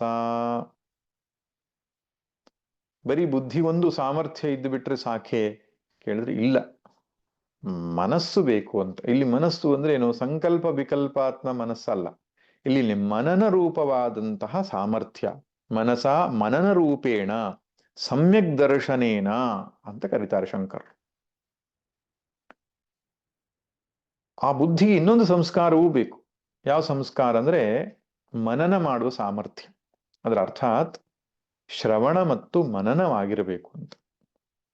ಶಾಸ್ತ್ರದ ಉಪದೇಶವನ್ನ ಗುರುಮುಖೇನ ಚೆನ್ನಾಗಿ ತಿಳಿದುಕೊಂಡು ಅದನ್ನ ಮನನ ಮಾಡ್ತಾ ಇರತಕ್ಕಂತಹ ಅಂತಃಕರಣಕ್ಕೆ ಅಥವಾ ಬುದ್ಧಿಗೆ ಅಭಿಕ್ಲುಪ್ತ ಪರಮಾತ್ಮನು ಪ್ರಕಾಶಿಸಲ್ಪಡುತ್ತಾನೆ. ಅಂತಹ ಬುದ್ಧಿಗೆ ಆ ತತ್ವ ಹೊಳೆಯತ್ತೆ ಎಂಬುದಾಗಿ ಅಭಿಕ್ಲುಪ್ತ ಎಂಬ ಶಬ್ದಕ್ಕರ್ಥ ಅಭಿಸಮರ್ಥಿತ ಅಭಿಪ್ರಕಾಶಿತ ಇತ್ಯೇತತ್. ಅಂದ್ರೆ ಅರ್ಥಾತ್ ಮನಸ್ಸಿನ ಸಂಕಲ್ಪ ವಿಕಲ್ಪಾತ್ಮಕವಾದ ಅಂದ್ರೆ ಚಂಚಲವಾದಂತಹ ಮನಸ್ಸನ್ನ ತನ್ನ ಹತೋಟಿಯಲ್ಲಿ ಇಟ್ಟುಕೊಳ್ಳುವ ಸಾಮರ್ಥ್ಯವಿರುವ ಏಕಾಗ್ರವಾದ ಬುದ್ಧಿಯು ಗುರುಶಾಸ್ತ್ರದಿಂದ ಸಂಸ್ಕೃತವಾದಾಗ ಅದರಿಂದ ಆತ್ಮನು ಪ್ರಕಾಶಿಸಲ್ಪಟ್ಟರೆ ಅಭಿಕ್ಲುಪ್ತ ಆತ್ಮನು ತೋರುತ್ತಾನೆ. ಆತ್ಮ ಜ್ಞಾತುಂ ಶಕ್ಯತೆ. ಈ ಮಾತನ್ನು ನಾವು ಸೇರಿಸ್ಕೊಳ್ಬೇಕು, ಉಪನಿಷತ್ತಲ್ಲಿ ಇಲ್ಲ. ಆತ್ಮ ಜ್ಞಾತುಂ ಶಕ್ಯತೆ. ಅಂತಹ ಬುದ್ಧಿಯಿಂದಲೇ ಆತ್ಮನು ತಿಳಿಯಲಿಕ್ಕೆ ಶಕ್ಯನಾಗುತ್ತಾನೆ. ಸರಿ, ಅಂತಹ ಆತ್ಮನನ್ನ ತಿಳಿದುಕೊಂಡ್ರೆ ಫಲ ಏನು? ಈಗ ಕೆಲವು ಮಂತ್ರಗಳಿಂದ ಪ್ರತಿ ಮಂತ್ರದಲ್ಲಿಯೂ ಕೂಡ ಆತ್ಮಜ್ಞಾನಕ್ಕೆ ಫಲವನ್ನು ಹೇಳ್ತಾ ಬಂದಿದೆ. ಇದರಲ್ಲಿ ಕೂಡ ಫಲ ಇದೆ. ಏತದ್ವಿದುರಮೃತಾಸ್ತೆ ಭವಂತಿ ಯಹ ಏತದ್ ವಿದುಃ ತೇ ಅಮೃತಾಃ ಭವಂತಿ. ಯಾರು ಇದನ್ನು ತಿಳಿದುಕೊಳ್ಳುತ್ತಾರೋ, ಈ ಆತ್ಮನನ್ನ ಯಥಾರ್ಥವಾಗಿ ತಿಳಿದುಕೊಳ್ಳುತ್ತಾರೋ ಅವರು ಅಮೃತರಾಗ್ತಾರೆ. ಅಮೃತರಾಗುವುದು ಎಂಬ ಶಬ್ದಕ್ಕೆ ಅರ್ಥ ಏನು? ಮರಣ ಧರ್ಮವನ್ನು ಮೀರಿ ನಿಲ್ತಾರೆ, ಮೋಕ್ಷವನ್ನು ಪಡಿತಾರೆ ಅಂತ. ಮೋಕ್ಷಕ್ಕೆ ಇನ್ನೊಂದು ಹೆಸರು ಅಮೃತತ್ವ ಅಂತ ಕರೀತಾರೆ. ಆದ್ದರಿಂದ ಹುಟ್ಟು ಸಾವಿನ ಚಕ್ರದಿಂದ ಅವರು ಪಾರಾಗುತ್ತಾರೆ ಎಂಬುದಾಗಿ ಉಪನಿಷತ್ತು ಅದರ ಫಲವನ್ನು ಕೂಡ ಕೊಡಿತು. ಇನ್ನು ಮುಂದಿನ ಮಂತ್ರದಲ್ಲಿ 10 ಮತ್ತು 11ರಲ್ಲಿ ಯೋಗಾಭ್ಯಾಸ ಎನ್ನುವ ಸಾಧನೆಯನ್ನ ನಮಗೆ ಹೇಳುತ್ತೆ. ಯೋಗ ಅಂದ್ರೆ ಚಿತ್ತವೃತ್ತಿ ನಿರೋಧ, ಚಿತ್ತವೃತ್ತಿಗಳನ್ನ ನಿರೋಧ ಮಾಡುವಂಥದ್ದು. ಚಿತ್ತ ಸಮಾಧಾನ ಎಂಬುದಾಗಿ ಕೂಡ ಕರೀತಾರೆ. ಸಾಧನ ಚತುಷ್ಟದಲ್ಲಿ ಕೂಡ ಸಮಾಧಾನ ಅಂತ ಒಂದು ಬರುತ್ತದೆ. ಶಮ ದಮ ಉಪರತಿ ತಿತಿಕ್ಷಾ ಶ್ರದ್ಧಾ ಸಮಾಧಾನ ಅಂತ. ಸಮ್ಯಕ್ ಆಧಾನಂ, ಮನಸ್ಸನ್ನ ಯಾವುದೋ ಒಂದು ಧ್ಯೇಯದ ಮೇಲೆ ಚೆನ್ನಾಗಿ ಇಡೋದು ಅಂತ ಅರ್ಥ. ಇನ್ನೊಂದು ಸರಳವಾದ ಶಬ್ದ ಹೇಳೋದು ಸಮಾಧಿ ಅಂತ ಅರ್ಥ. ಯೋಗ ಅನ್ನೋ ಶಬ್ದಕ್ಕೆ ಅರ್ಥ ಏನು? ಸಮಾಧಿ. ಯೋಗ ಸಮಾಧಿ. ಸಮಾಧಿ ಅಂದ್ರೇನು? ಯಾವುದೋ ಒಂದು ಧ್ಯೇಯ ವಸ್ತುವಿನ ಮೇಲೆ ಮನಸ್ಸನ್ನ ದೀರ್ಘಕಾಲ ಇಡುವಂತಹ ಒಂದು ಸಾಮರ್ಥ್ಯ. ಆ ಅಭ್ಯಾಸಕ್ಕೆ ಯೋಗಾಭ್ಯಾಸ ಅಂತ ಹೇಳ್ತಾರೆ. ಅದರಿಂದ ಈ ಶಬ್ದಗಳನ್ನೆಲ್ಲ ವಿವರಿಸುವ ಅವಶ್ಯಕತೆ ಇದೆ. ಈಗ ಯೋಗಾಭ್ಯಾಸ ಅನ್ನೋ ಶಬ್ದ ಯೋಗ ಕ್ಲಾಸ್, ಯೋಗಾಭ್ಯಾಸ ಅಂತ ಹೇಳಿ ಆಸನ ಮುಂತಾದವುಗಳಿಗಷ್ಟೇ, ಪ್ರಾಣಾಯಾಮ ಆಸನ ಅಷ್ಟೇ ಬಳಸ್ತಾ ಇರೋದ್ರಿಂದ ಯೋಗಾಭ್ಯಾಸದ ಸಾಧನೆಯನ್ನು ಉಪನಿಷತ್ ಹೇಳ್ತಾ ಇದೆ ಅಂದಾಗ ಹೀಗೆ ಯಾವುದೋ ಒಂದು ಆಸನ ವಿಶೇಷವನ್ನು ಹೇಳ್ತಾ ಇದೆ ಅಂತ ತಿಳ್ಕೊಳ್ಬಾರ್ದು. ಯೋಗಾಭ್ಯಾಸ ಅಂದ್ರೆ ಮನಸ್ಸನ್ನ ಯಾವುದೊಂದು ಧ್ಯೇಯ ವಸ್ತುವಿನ ಮೇಲೆ ಇಡುವಂತಹ ಅಭ್ಯಾಸವನ್ನ ಉಪನಿಷತ್ ಹೇಳುತ್ತೆ. ಆದ್ರಿಂದ ಸಮಾಧಿ, ನಿರ್ವಿಕಲ್ಪ ಸಮಾಧಿ ಅಥವಾ ಧ್ಯಾನ ಮುಂತಾದ ವಿಷಯಗಳೇನಿದೆ ಅದು ಉಪನಿಷತ್ ಪ್ರಣೀತವಾದ ವಿಷಯ.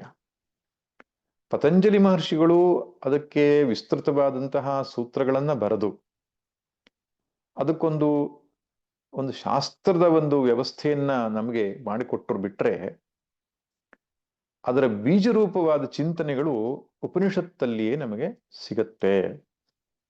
ಕಠೋಪನಿಷತ್ತಿನ ಈ 2 ಮಂತ್ರಗಳೇನಿದೆ, 10 ಮತ್ತು 11, ಮೆಡಿಟೇಷನ್ ಬಗ್ಗೆ, ಸಮಾಧಿ ಅಭ್ಯಾಸದ ಬಗ್ಗೆ, ಯೋಗಾಭ್ಯಾಸ ಎಂಬುದಾಗಿ ಕರೆಯಲ್ಪಡುವಂತಹ ಸಮಾಧಿ ಅಭ್ಯಾಸ, ಅದರ ಬಗ್ಗೆ ನಮಗೆ ತಿಳಿಸಿಕೊಡುತ್ತೆ. ಇದು ಯಾಕೆ ಬೇಕು ಒಬ್ಬ ಸಾಧಕನಿಗೆ? ಸಮಾಧಿ ಅಭ್ಯಾಸ ಅಥವಾ ಮನಸ್ಸಮಾಧಾನದ ಅಭ್ಯಾಸ ಏನಿದೆ ಅದು ಜ್ಞಾನ ಯೋಗ್ಯತೆಯನ್ನ ತಂದು ಕೊಡತಕ್ಕಂತಹ ಒಂದು ಸಾಧನೆ. ಅಧ್ಯಾತ್ಮ ಜ್ಞಾನದ ಶ್ರವಣ, ಮನನ, ನಿಧಿಧ್ಯಾಸನಗಳನ್ನು ಮಾಡುವಾಗ ನಮ್ಮ ಬುದ್ಧಿ ಅನ್ನೋದು ನಿಶ್ಚಲವಾಗಿರಬೇಕು. ಅದು ಚಂಚಲವಾಗಿದ್ರೆ, ಅನೇಕಾಗ್ರವಾಗಿದ್ರೆ, ಅವ್ಯವಸಾಯಾತ್ಮಿಕವಾಗಿದ್ರೆ ಆ ಬುದ್ಧಿಯಿಂದ ವೇದಾಂತ ಶ್ರವಣವೂ ಆಗುವುದಿಲ್ಲ. ಶ್ರವಣವಾದ ವಿಚಾರಗಳು ಮನನ ಮಾಡಲಿಕ್ಕೂ ಆಗುವುದಿಲ್ಲ. ಇನ್ನು ನಿಧಿಧ್ಯಾಸನವಂತೂ ದೂರದ ಮಾತೇ ಸರಿ. ಆದ್ರಿಂದ ಬುದ್ಧಿಯನ್ನ ನಿಶಿತಗೊಳಿಸುವುದಕ್ಕಾಗಿ ಒಂದು ವಸ್ತುವಿನ ಮೇಲೆ ಫೋಕಸ್ ಮಾಡುವುದು ಅಂತ ಹೇಳ್ತಾರಲ್ಲ. ಈ ಕ್ಯಾಮರಾದಲ್ಲೆಲ್ಲ ಹಿಂದೆ ಇತ್ತು, ಈಗ ಇಲ್ಲ ಕಾಣಿಸ್ತದೆ. ಆ ದೊಡ್ಡ ಮುಖದ ಕ್ಯಾಮರಾವನ್ನು ಇಟ್ಟುಕೊಂಡು ಅವನು ಫೋಕಸ್ ಮಾಡ್ತಾ ಇರ್ತಾನೆ. ಅಂದ್ರೆ ಯಾವ ಆಬ್ಜೆಕ್ಟ್ ಅನ್ನ ಅವನು ಇನ್ನು ಗ್ರಹಣ ಮಾಡಬೇಕು ಅಂತಿದ್ದಾನೋ ದೀರ್ಘಕಾಲ ಅದರ ಮೇಲೆ ತಿರುಗಿಸ್ತಾ ಇರ್ತಾನೆ. ಅದರ ಮೇಲೆ ಫೋಕಸ್ ಮಾಡುವುದು ಅಂತ ಹೇಳ್ತಾನೆ. ಹಾಗೆ ಆ ಫೋಕಸಿಂಗ್ ಕೆಪಾಸಿಟಿ, ಯಾವುದೋ ಒಂದು ಚಿಂತನೆಯನ್ನ ನಾವು ತೆಗೆದುಕೊಂಡಾಗ ಅದರ ಮೇಲೆ ಮನಸ್ಸಿಟ್ಟು ನಾವು ಚಿಂತನೆಯನ್ನ, ಮನನವನ್ನ ಮಾಡುವಂತಹ ಸಾಮರ್ಥ್ಯ ಬುದ್ಧಿಗೆ ಇದ್ದರೆ ಮಾತ್ರ ವೇದಾಂತ ಅಧ್ಯಯನವು ಸಫಲವಾಗ್ತದೆ. ಅಂತಹ ಒಂದು ಬುದ್ಧಿಯ ಸಾಮರ್ಥ್ಯವನ್ನು ಪಡೆದುಕೊಳ್ಳಲಿಕ್ಕೆ ಅಷ್ಟಾಂಗ ಯೋಗ ಎನ್ನುವ ವ್ಯವಸ್ಥೆಯನ್ನ ಪತಂಜಲಿ ಮುನಿಗಳು ಪ್ರಚಾರ ಮಾಡಿದ್ರು. ಅದರ ಮೂಲ ವೇದಗಳಲ್ಲಿ, ಆಗಮಗಳಲ್ಲಿ, ಪುರಾಣಗಳಲ್ಲಿ ಅದು ಲಭ್ಯವಾಗಿದೆ. ಪತಂಜಲಿ ಮುನಿಗಳ ಅಷ್ಟಾಂಗ ಯೋಗ ಒಂದು ಸಾಧನೆ ಏನಿದೆ, ಮೆಟ್ಟಿಲುಗಳೇನಿದೆ, ಅದು ಅತ್ಯಂತ ಸುಂದರವಾದಂತಹ, ಸ್ಪಷ್ಟವಾದಂತಹ ನಿರೂಪಣೆಯಾಗಿದೆ. ವೇದಾಂತ ಶಾಸ್ತ್ರವು ಅದನ್ನು ಒಪ್ಪತ್ತೆ. ಪತಂಜಲಿ ಮುನಿಗಳ ಸಿದ್ಧಾಂತವನ್ನು ಒಪ್ಪದೇ ಇರಬಹುದು, ದರ್ಶನವನ್ನು ಒಪ್ಪದೇ ಇರಬಹುದು, ಆದರೆ ಈ ಅಷ್ಟಾಂಗ ಯೋಗದ ಸಾಧನೆಯನ್ನ ವೇದಾಂತ ಒಪ್ಪತ್ತೆ ಮತ್ತು ಅದನ್ನು ಸ್ವೀಕಾರ ಮಾಡುವುದರಿಂದ ಸಾಧನೆಗೆ ಅನುಕೂಲ ಆಗತ್ತೆ. ಯಮ ನಿಯಮ, ಆಸನ, ಪ್ರಾಣಾಯಾಮ, ಪ್ರತ್ಯಾಹಾರ, ಧಾರಣಾ, ಧ್ಯಾನ, ಸಮಾಧಿ. ಯಮ ನಿಯಮ, ಆಸನ, ಪ್ರಾಣಾಯಾಮ, ಪ್ರತ್ಯಾಹಾರ ಅನ್ನೋದು ಬಹಿರಂಗ ಸಾಧನೆ, ಧಾರಣಾ, ಧ್ಯಾನ, ಸಮಾಧಿ ಅನ್ನೋದು ಅಂತರಂಗ ಸಾಧನೆ ಎಂಬುದಾಗಿ 8 ಮಜಲುಗಳನ್ನು ಹೇಳ್ತಾರೆ ಅವರು. ಇದನ್ನ ಅಭ್ಯಾಸ ಮಾಡಬೇಕು. ಮನಸ್ಸನ್ನು ಒಂದು ಕಡೆಗೆ ನಿಲ್ಲಿಸುವ ಒಂದು ಪ್ರಯತ್ನ ಇದರಿಂದ ಸಾಧ್ಯ ಆಗ್ತದೆ. ಆರಂಭದ ಬಹಿರಂಗ ಸಾಧನೆ ಅನ್ನೋದು ಪೂರ್ವ ಸಿದ್ಧತೆ, ಪ್ರಿಪರೇಟರಿ ಸ್ಟೆಪ್ಸ್. ನಿಜವಾಗಿ ಮೆಡಿಟೇಷನ್ ಅಂತ ಹೇಳಿದ್ರೆ ಧಾರಣಾ, ಧ್ಯಾನ, ಸಮಾಧಿ ಆಗಿದೆ. ಧಾರಣ ಅಂತ ಹೇಳಿದ್ರೆ ಒಂದು ವಸ್ತುವನ್ನ ಮನಸ್ಸಲ್ಲಿ ಸ್ಪಷ್ಟವಾಗಿ ಕಲ್ಪಿಸಿಕೊಳ್ತಕ್ಕಂಥದ್ದು. ಈಗ ನಾವು ಯಾವುದರ ಮೇಲೆ ಧ್ಯಾನ ಮಾಡ್ಲಿಕ್ಕೆ ಹೊರಟಿದ್ದೇವೋ ಆ ಧ್ಯೇಯ ವಸ್ತುವಿನ ಸ್ಪಷ್ಟ ಚಿತ್ರಣ ನಮ್ಮ ಅಂತಃಕರಣದಲ್ಲಿ ಮೂಡಬೇಕು. ಅದಕ್ಕೆ ನೋಡಿ ಎಲ್ಲಾ ಪಾರಾಯಣಗಳಲ್ಲೂ ಕೂಡ ಅಥವಾ ಜಪಗಳಲ್ಲಿಯೂ ಕೂಡ ಮೊದಲು ಧ್ಯಾನಂ ಅಂತ ಬರ್ತದೆ. ಧ್ಯಾನ ಶ್ಲೋಕದಲ್ಲಿ ನಾವು ಯಾವ ದೇವತೆಯನ್ನ ಆರಾಧಿಸಬೇಕು ಅಂತಿದ್ದೇವೋ, ಜಪಿಸಬೇಕು ಅಂತಿದ್ದೇವೋ ಅದರ ಸ್ಪಷ್ಟ ಚಿತ್ರಣ ಇರ್ತದೆ. ಅದರಿಂದ ಧ್ಯಾನ ಶ್ಲೋಕದ ಅರ್ಥವನ್ನು ತಿಳಿದುಕೊಂಡು ಅದರಲ್ಲಿ ಯಾವ ಪ್ರಕಾರವಾಗಿ ಆ ಇಷ್ಟ ದೇವತೆಯನ್ನ ಕಟ್ಟಿಕೊಟ್ಟಿದ್ದಾರೋ ಆ ಪ್ರಕಾರವಾದಂತಹ ಒಂದು ಸ್ಪಷ್ಟ ಚಿತ್ರ ನಮ್ಮ ಹೃದಯದಲ್ಲಿ ಮೂಡಬೇಕು. ಆವಾಗ ಅದರ ಮೇಲೆ ಮಾಡತಕ್ಕಂತಹ ಧ್ಯಾನ ಅನ್ನುವುದು ಸಫಲ ಆಗ್ತದೆ.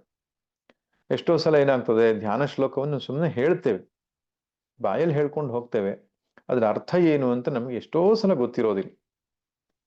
ಆದ್ರೆ ಧ್ಯಾನ ಶ್ಲೋಕದ ಉದ್ದೇಶವೇ ಅದನ್ನ ಮೊದಲು ಧಾರಣೆ ಮಾಡ್ಕೊಳ್ಬೇಕು ಅಂತ. ಧಾರಣೆ ಮಾಡ್ಕೊಂಡ್ಮೇಲೆ ಮುಂದಿನ ಸ್ಟೆಪ್ ಧ್ಯಾನ ಅಂತ. ದೀರ್ಘಕಾಲ ಆ ಒಂದು ಧ್ಯೇಯ ವಸ್ತುವೇ ನಮ್ಮ ಅಂತಃಕರಣದಲ್ಲಿ ನೆಲೆಸಬೇಕು. ಆ ಒಂದು ದೀರ್ಘಕಾಲೀನವಾದಂತಹ ಏಕಾಗ್ರತೆಗೆ ಹೆಸರು ಧ್ಯಾನ. ಧ್ಯಾನವು ಮುಂದುವರಿದು ಪಕ್ವವಾದಾಗ ಸಮಾಧಿ ಉಂಟಾಗ್ತದೆ. ಸಮಾಧಿ ಅಂದ್ರೆ ಬೇರೆ ಏನಲ್ಲ, ಆ ಧ್ಯೇಯ ವಸ್ತು ಒಂದೇ ಅರ್ಥ ಮಾತ್ರ ನಿರ್ಭಾಸ, ಸ್ವರೂಪ ಶೂನ್ಯಮೇವ ಸಮಾಧಿ ಅಂತ ಹೇಳ್ತಾರೆ. ಧ್ಯೇಯ ವಸ್ತು ಒಂದೇ ಕಾಣ್ತಾ ಇರೋದು ಅಂತಃಕರಣಕ್ಕೆ, ಬೇರೆ ಇನ್ನೇನು ಕಾಣದೇ ಇರೋದು. ನಮ್ಮ ಪ್ರಯತ್ನದಿಂದ ಒಡಗೂಡಿದಂತಹ ಅಬ್ಸಾರ್ಪ್ಷನ್ ಇದ್ರೆ ಅದನ್ನ ಸವಿಕಲ್ಪ ಸಮಾಧಿ ಅಂತ ಹೇಳ್ತಾರೆ. ಸಹಜವಾಗಿ ಅದು ತೋರ್ತಾ ಇದ್ರೆ ಅದನ್ನ ನಿರ್ವಿಕಲ್ಪ ಸಮಾಧಿ ಅಂತ ಹೇಳ್ತಾರೆ. ಪ್ರಯತ್ನ ಪೂರ್ವಕವಾಗಿ ಮಾಡಿದ್ರೆ ಸವಿಕಲ್ಪ, ಪ್ರಯತ್ನ ಇಲ್ದೇನೆ ಧ್ಯೇಯ ವಸ್ತುವಿನಲ್ಲಿ ಮನಸ್ಸು ಲಯವಾದರೆ ಅದು ನಿರ್ವಿಕಲ್ಪ ಎಂಬುದಾಗಿ. ವಿಕಲ್ಪ ಅಂದ್ರೆ ವೃತ್ತಿ ಸಹಿತ ವಿಕಲ್ಪ, ವೃತ್ತಿ ರಹಿತವಾದ್ರೆ ನಿರ್ವಿಕಲ್ಪ. ಅಂದ್ರೆ ಸಮಾಧಿ ಅಂತ ಹೇಳಿದ್ರೇನು, ಬೇರೆಲ್ಲ ಆಲೋಚನೆಗಳು ಕಳಚಿಕೊಂಡು ಕೇವಲ ಧ್ಯೇಯ ವಸ್ತುವಿನಲ್ಲೇ ಅಬ್ಸಾರ್ಬ್ ಆಗೋದು, ತಲ್ಲೀನವಾಗೋದು, ತನ್ಮಯವಾಗೋದು. ಅದು ಕಲ್ಮಿನೇಷನ್ ಆಫ್ ಮೆಡಿಟೇಷನ್. ಧ್ಯಾನದ ಪರಮೋಚ್ಚ ಅಂದ್ರೆ ಯೋಗದ ಪರಮೋಚ್ಚ ಸ್ಥಿತಿ ಯಾವುದು? ನಿರ್ವಿಕಲ್ಪ ಸಮಾಧಿ. ಯೋಗಶಾಸ್ತ್ರಗಳಲ್ಲಿ ಚಕ್ರಗಳ ಮೇಲೆ ಧ್ಯಾನ ಮಾಡುವುದನ್ನು ಹೇಳ್ತಾರೆ. ಅದಕ್ಕೊಂದು ವಿಶೇಷ ಶಬ್ದ ಕೊಟ್ಟಿದ್ದಾರೆ. ಹಾಗೆ ಧಾರಣಾ, ಧ್ಯಾನ ಮತ್ತು ಸಮಾಧಿ ತ್ರಯಮೇಕತ್ರ ಸಂಯಮ, ಸಂಯಮ ಅನ್ನೋ ಶಬ್ದ ಕೊಟ್ಟಿದ್ದಾರೆ. ಇದು ಮೂರನ್ನು ಸೇರಿಸಿ ಸಂಯಮ ಅಂತ, ಸಂಯಮ ಮಾಡೋದು ಅಂತ. ಆ ಸಂಯಮ ಮಾಡುವಂತಹ ಧ್ಯೇಯ ವಸ್ತುಗಳು ಅನೇಕ ಕೊಟ್ಟಿದ್ದಾರೆ. ಆದ್ರೆ ವೇದಾಂತದಲ್ಲಿ ಅಥವಾ ನಮ್ಮ ಪರಂಪರೆಯಲ್ಲಿ ಧ್ಯೇಯ ವಸ್ತುವನ್ನು ಈಶ್ವರನನ್ನೇ ಧ್ಯೇಯ ವಸ್ತುವನ್ನಾಗಿ ಆಯ್ಕೆ ಮಾಡಿಕೊಂಡಿದ್ದು ಕಾಣಿಸುತ್ತೆ. ಅದನ್ನು ಉಪಾಸನಾ ಯೋಗ ಅಂತ ಹೇಳ್ತಾರೆ. ವೇದದ ಆರಣ್ಯಕಗಳಲ್ಲಿ ಈ ಉಪಾಸನೆಯ ಬಗ್ಗೆ ವಿವರಣೆ ಇದೆ. ತದನಂತರ ಬಂದಂತಹ ಪುರಾಣಗಳಲ್ಲಿಯೂ ಆಗಮಗಳಲ್ಲಿಯೂ ಕೂಡ ಈ ಧ್ಯಾನದ ಒಂದು ಚಿಂತನೆ ವಿಸ್ತಾರವಾಗಿ ಬೆಳೆಯಿತು. ಅಲ್ಲೆಲ್ಲ ಕಡೆ ಧ್ಯೇಯ ವಸ್ತು ಯಾವುದಪ್ಪ ಅಂದ್ರೆ ಈಶ್ವರ. ನೀವು ಶಿವಪುರಾಣದಲ್ಲಿ ಶಿವ, ಏನು ವಿಷ್ಣು ಪುರಾಣದಲ್ಲಿ ವಿಷ್ಣು, ದೇವಿ ಪುರಾಣದಲ್ಲಿ ದೇವಿ, ಹೀಗೆ ಆರಣ್ಯಕಗಳಲ್ಲಿ ಧ್ಯೇಯ ವಸ್ತು ಈಶ್ವರನೇ ಆಗಿದ್ರೂ ಅದಕ್ಕೆ ಪರ್ಟಿಕ್ಯುಲರ್ ಆಕಾರ ಇರಲಿಲ್ಲ. ಸಗುಣವಾಗಿತ್ತು, ಆದ್ರೆ ಸಾಕಾರವಾಗಿರ್ಲಿಲ್ಲ. ಈಗ ಹೃದಯದಲ್ಲಿ ಪರಮಾತ್ಮನನ್ನ ಚಿಂತನೆ, ಅಷ್ಟಗುಣ ವಿಶಿಷ್ಟನಾದಂತಹ ಪರಮಾತ್ಮನನ್ನ ಹೃದಯದಲ್ಲಿ ಚಿಂತನೆ ಮಾಡ್ತಕ್ಕಂಥದ್ದು ಹಾರ್ದೋಪಾಸನೆ, ಹಾರ್ದ ಬ್ರಹ್ಮೋಪಾಸನೆ ಅಂತ ಹೇಳ್ತಾರೆ. ಅದರಲ್ಲಿ ಯಾವುದೇ ಒಂದು ಆಕಾರ ಇಲ್ಲ, ಆದ್ರೆ ಅವನ ಗುಣಗಳಿದೆ, ಪರಮಾತ್ಮನ ಗುಣಗಳಿದೆ. ಹೀಗೆ ಆಕಾರವಿಲ್ಲದ ಕೇವಲ ಪರಮಾತ್ಮನ ಗುಣಗಳನ್ನು ಚಿಂತಿಸುವ ವ್ಯವಸ್ಥೆ ಆರಣ್ಯಕಗಳಲ್ಲಿದೆ. ಆದ್ರೆ ಆಗಮ ಮತ್ತು ಪುರಾಣಗಳಿಗೆ ಬಂದಾಗ ವಿಶಿಷ್ಟ ಆಕಾರಗಳಿಂದ ಒಡಗೂಡಿದಂತಹ ಮತ್ತು ಗುಣಗಳಿಂದ ಒಡಗೂಡಿದ ಪರಮಾತ್ಮನ ಚಿಂತನೆ ಬರ್ತದೆ. ಒಟ್ಟಿನಲ್ಲಿ ನಮ್ಮ ಪರಂಪರೆಯಲ್ಲಿ ಧ್ಯೇಯ ವಸ್ತು ಯಾವತ್ತೂ ಕೂಡ ಈಶ್ವರನೇ ಆಗಿತ್ತು.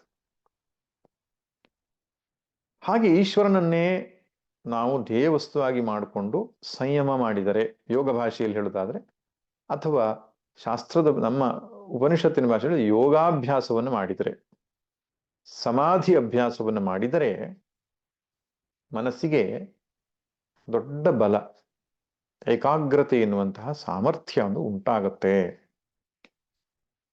ಅದು ಮುಂದಿನ ಹೆಜ್ಜೆಗೆ ಅನುಕೂಲ ಅಂತ. ಮುಂದಿನ ಹೆಜ್ಜೆ ಯಾವುದು?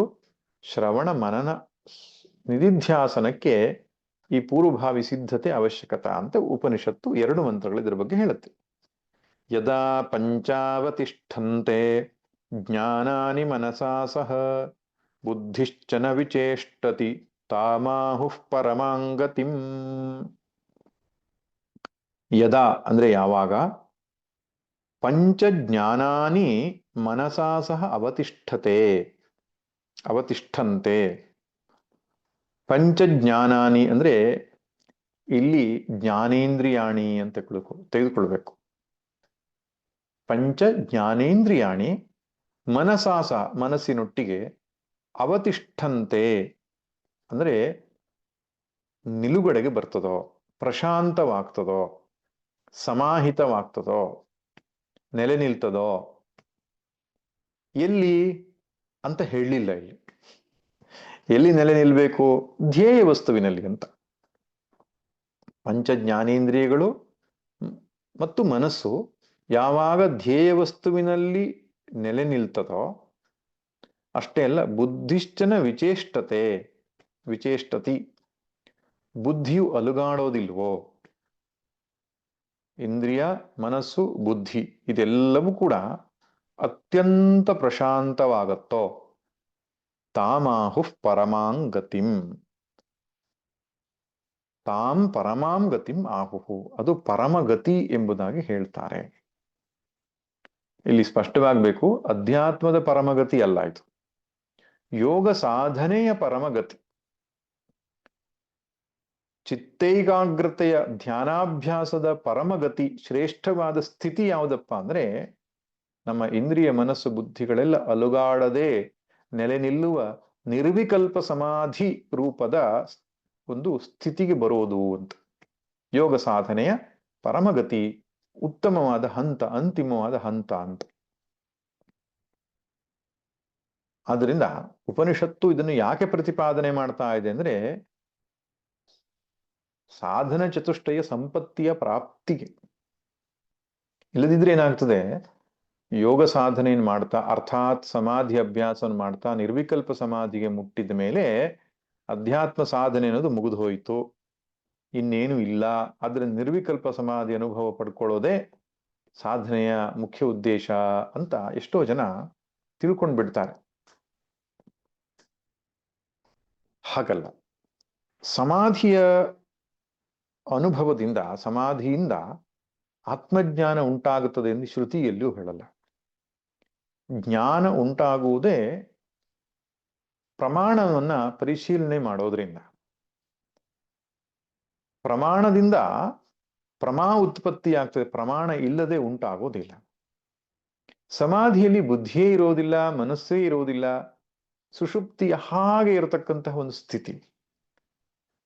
ಅಲ್ಲಿ ಪ್ರಮಾಣ ವ್ಯಾಪಾರವೇ ನಡೆದಿದ್ದಾಗ ಪ್ರಮೇ ಉತ್ಪತ್ತಿ ಹೇಗಾಗ್ತದೆ? ಜ್ಞಾನ ಅಂದಾಗ ಅದು ಸಮ್ಯಕ್ ಜ್ಞಾನ, ಪ್ರಮೇ ಅಂತ ಕರೆಯಲ್ಪಡುತ್ತೆ. ಅದಕ್ಕೆ ಗುರುಶಾಸ್ತ್ರ ಉಪದೇಶವನ್ನು ಶ್ರವಣ ಮನನ ಮಾಡುವುದರಿಂದಲೇ ಜ್ಞಾನ ಉತ್ಪತ್ತಿ.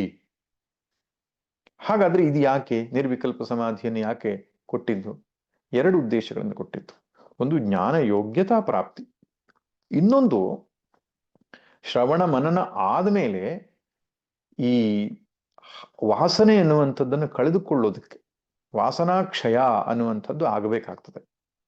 ಅದು ಆಗ್ಲಿಲ್ಲ ಅಂತಿದ್ದ ಪಕ್ಷದಲ್ಲಿ ಏನಾಗ್ತದೆ, ವಿಚಾರಗಳು ನಮ್ಮ ಒಳಗಡೆಗೆ ಸ್ಪಷ್ಟವಾಗಿ ಇದ್ದರೂ ವಾಸನೆಗಳು ಮತ್ತೆ ಮತ್ತೆ ಮತ್ತೆ ನಮ್ಮನ್ನ ಸಂಸಾರಕ್ಕೆ ನೂಗ್ತಾ ಇರುತ್ತೆ. ವಾಸನಾಕ್ಷಯವಾಗಬೇಕಾದ್ರೆ ದೀರ್ಘಕಾಲೀನ ಈ ಸಮಾಧಿ ಅಭ್ಯಾಸ.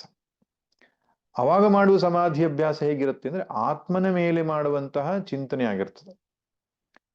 ಜ್ಞಾನಕ್ಕಿಂತ ಪೂರ್ವದಲ್ಲಿ ಈಶ್ವರನ ಸಗುಣ ರೂಪದ ಮೇಲೆ ಮಾಡುವ ಚಿಂತನೆ ಆಗ್ತದೆ. ಜ್ಞಾನವಾದ ಮೇಲೆ ಮಾಡತಕ್ಕಂಥ ಸಮಾಧಿ ಅಭ್ಯಾಸದಲ್ಲಿ ನಿರ್ಗುಣ ನಿರಾಕಾರವಾದ ಬ್ರಹ್ಮ ವಿಚಾರ ಇರ್ತದೆ. ಆದರೆ ಅದು ಎರಡಕ್ಕೂ ಕೂಡ ಬಹಳ ಮಹತ್ವದ ಸ್ಥಾನ ಇದೆ. ಪೂರ್ವದಲ್ಲಿಯೂ ನಂತರದಲ್ಲಿಯೂ ಉತ್ತರದಲ್ಲಿಯೂ ಮಾಡತಕ್ಕಂಥ ಎರಡೂ ಸಮಾಧಿ ಅಭ್ಯಾಸವೂ ಕೂಡ ಸಾಧಕನ ಜೀವನದಲ್ಲಿ ಬಹಳ ಮುಖ್ಯವಾದ ಸಂಗತಿ ಆಗಿರ್ತದೆ. ಆದರೆ ಅದರಿಂದ ಜ್ಞಾನ ಉಂಟಾಗುವುದಿಲ್ಲ ಎನ್ನುವುದನ್ನ ನಾವು ಸ್ಪಷ್ಟಪಡಿಸಿಕೊಳ್ಬೇಕು. ಜ್ಞಾನ ಉಂಟಾಗುವುದೇ ಪ್ರಮಾಣ ವ್ಯವಹಾರದಿಂದ ಎಂಬುದಾಗಿ ಅದಕ್ಕೆ ಶಂಕರರು ಕೂಡ ಅದರ ಭಾಷ್ಯದ ಆರಂಭದಲ್ಲಿ ಬರುತ್ತಾರೆ. ಸಾಹೃನ್ ಮನೀಟ್ ಕಥಂ ಪ್ರಾಪ್ಯತೆ. ಆ ಮನಸ್ಸನ್ನ ಆಳುವಂತಹ ಬುದ್ಧಿಯು ದೊರಕುವುದು ಹೇಗೆ? ಏಕಾಗ್ರವಾದಂತಹ ಬುದ್ಧಿಯನ್ನು ಪಡೆಯುವ ಉಪಾಯ ಯಾವುದು? ತದರ್ಥೋ ಯೋಗ ಉಚ್ಯತೆ. ಅದಕ್ಕಾಗಿ ಯೋಗವನ್ನ ಉಪನಿಷತ್ತು ಹೇಳ್ತಾ ಇದೆ ಅಂತ ಸ್ಪಷ್ಟಪಡಿಸ್ತಾ ಇದ್ದಾರೆ. ತದನಂತರ ಮುಂದಿನ ಮಂತ್ರವು ಕೂಡ ಇದೇ ರೀತಿಯ ಚಿಂತನೆಯನ್ನ ಹೇಳ್ತಾ ಇದೆ. ತಾಂಯೋಗಮಿತಿ ಮನ್ಯಂತೆ ಸ್ಥಿರಾಮಿಂದ್ರಿಯ ಧಾರಣಾಂ ಅಪ್ರಮತ್ತಸ್ತದಾ ಭವತಿ ಯೋಗೋ ಹಿ ಪ್ರಭವಾಪ್ಯಯೌ. ಸ್ಥಿರಾಂ ಇಂದ್ರಿಯ ಧಾರಣಾಂ ತಾಂ ಯೋಗಮಿತಿ ಮನ್ಯಂತೆ. ಮನಸ್ಸನ್ನ, ಇಂದ್ರಿಯಗಳನ್ನ ಧ್ಯೇಯ ವಸ್ತುವಿನ ಮೇಲೆ ನೆಲೆ ನಿಲ್ಲಿಸುವಂತಹ ಈ ಸಾಧನೆಗೆ ಯೋಗಂ ಇತಿ ಮನ್ಯಂತೆ, ಯೋಗ ಎಂಬುದಾಗಿ ಕರೀತಾರೆ. ಯೋಗ ಎಂಬುದಕ್ಕೆ ಸಾಮಾನ್ಯವಾಗಿ ಅರ್ಥ ಚಿತ್ತ ಸಮಾಧಾನ ಅಂತಾನೆ ಅರ್ಥ. ಚಿತ್ತೈಕಾಗ್ರತೆಯು ಚಿತ್ತ ಸಮಾಧಾನವು ಯೋಗ ಎಂಬ ಶಬ್ದದಿಂದ ಕರೆಯಲ್ಪಟ್ಟಿದೆ. ಭಗವದ್ಗೀತೆಯಲ್ಲಿ 6ನೇ ಅಧ್ಯಾಯದಲ್ಲಿ ಯೋಗ ಶಬ್ದ ಹೇಳುವಾಗ ಶ್ರೀಕೃಷ್ಣ ಪರಮಾತ್ಮ ಹೇಳ್ತಾನೆ, ವಿಯೋಗಂ ಯೋಗಮಿತಿ ಉಚ್ಯತೆ ಅಂತ. ದೇಹ ಮನಸ್ಸು ಬುದ್ಧಿಗಳ ವಿಯೋಗವೇ ಯೋಗ ಎಂಬುದಾಗಿ.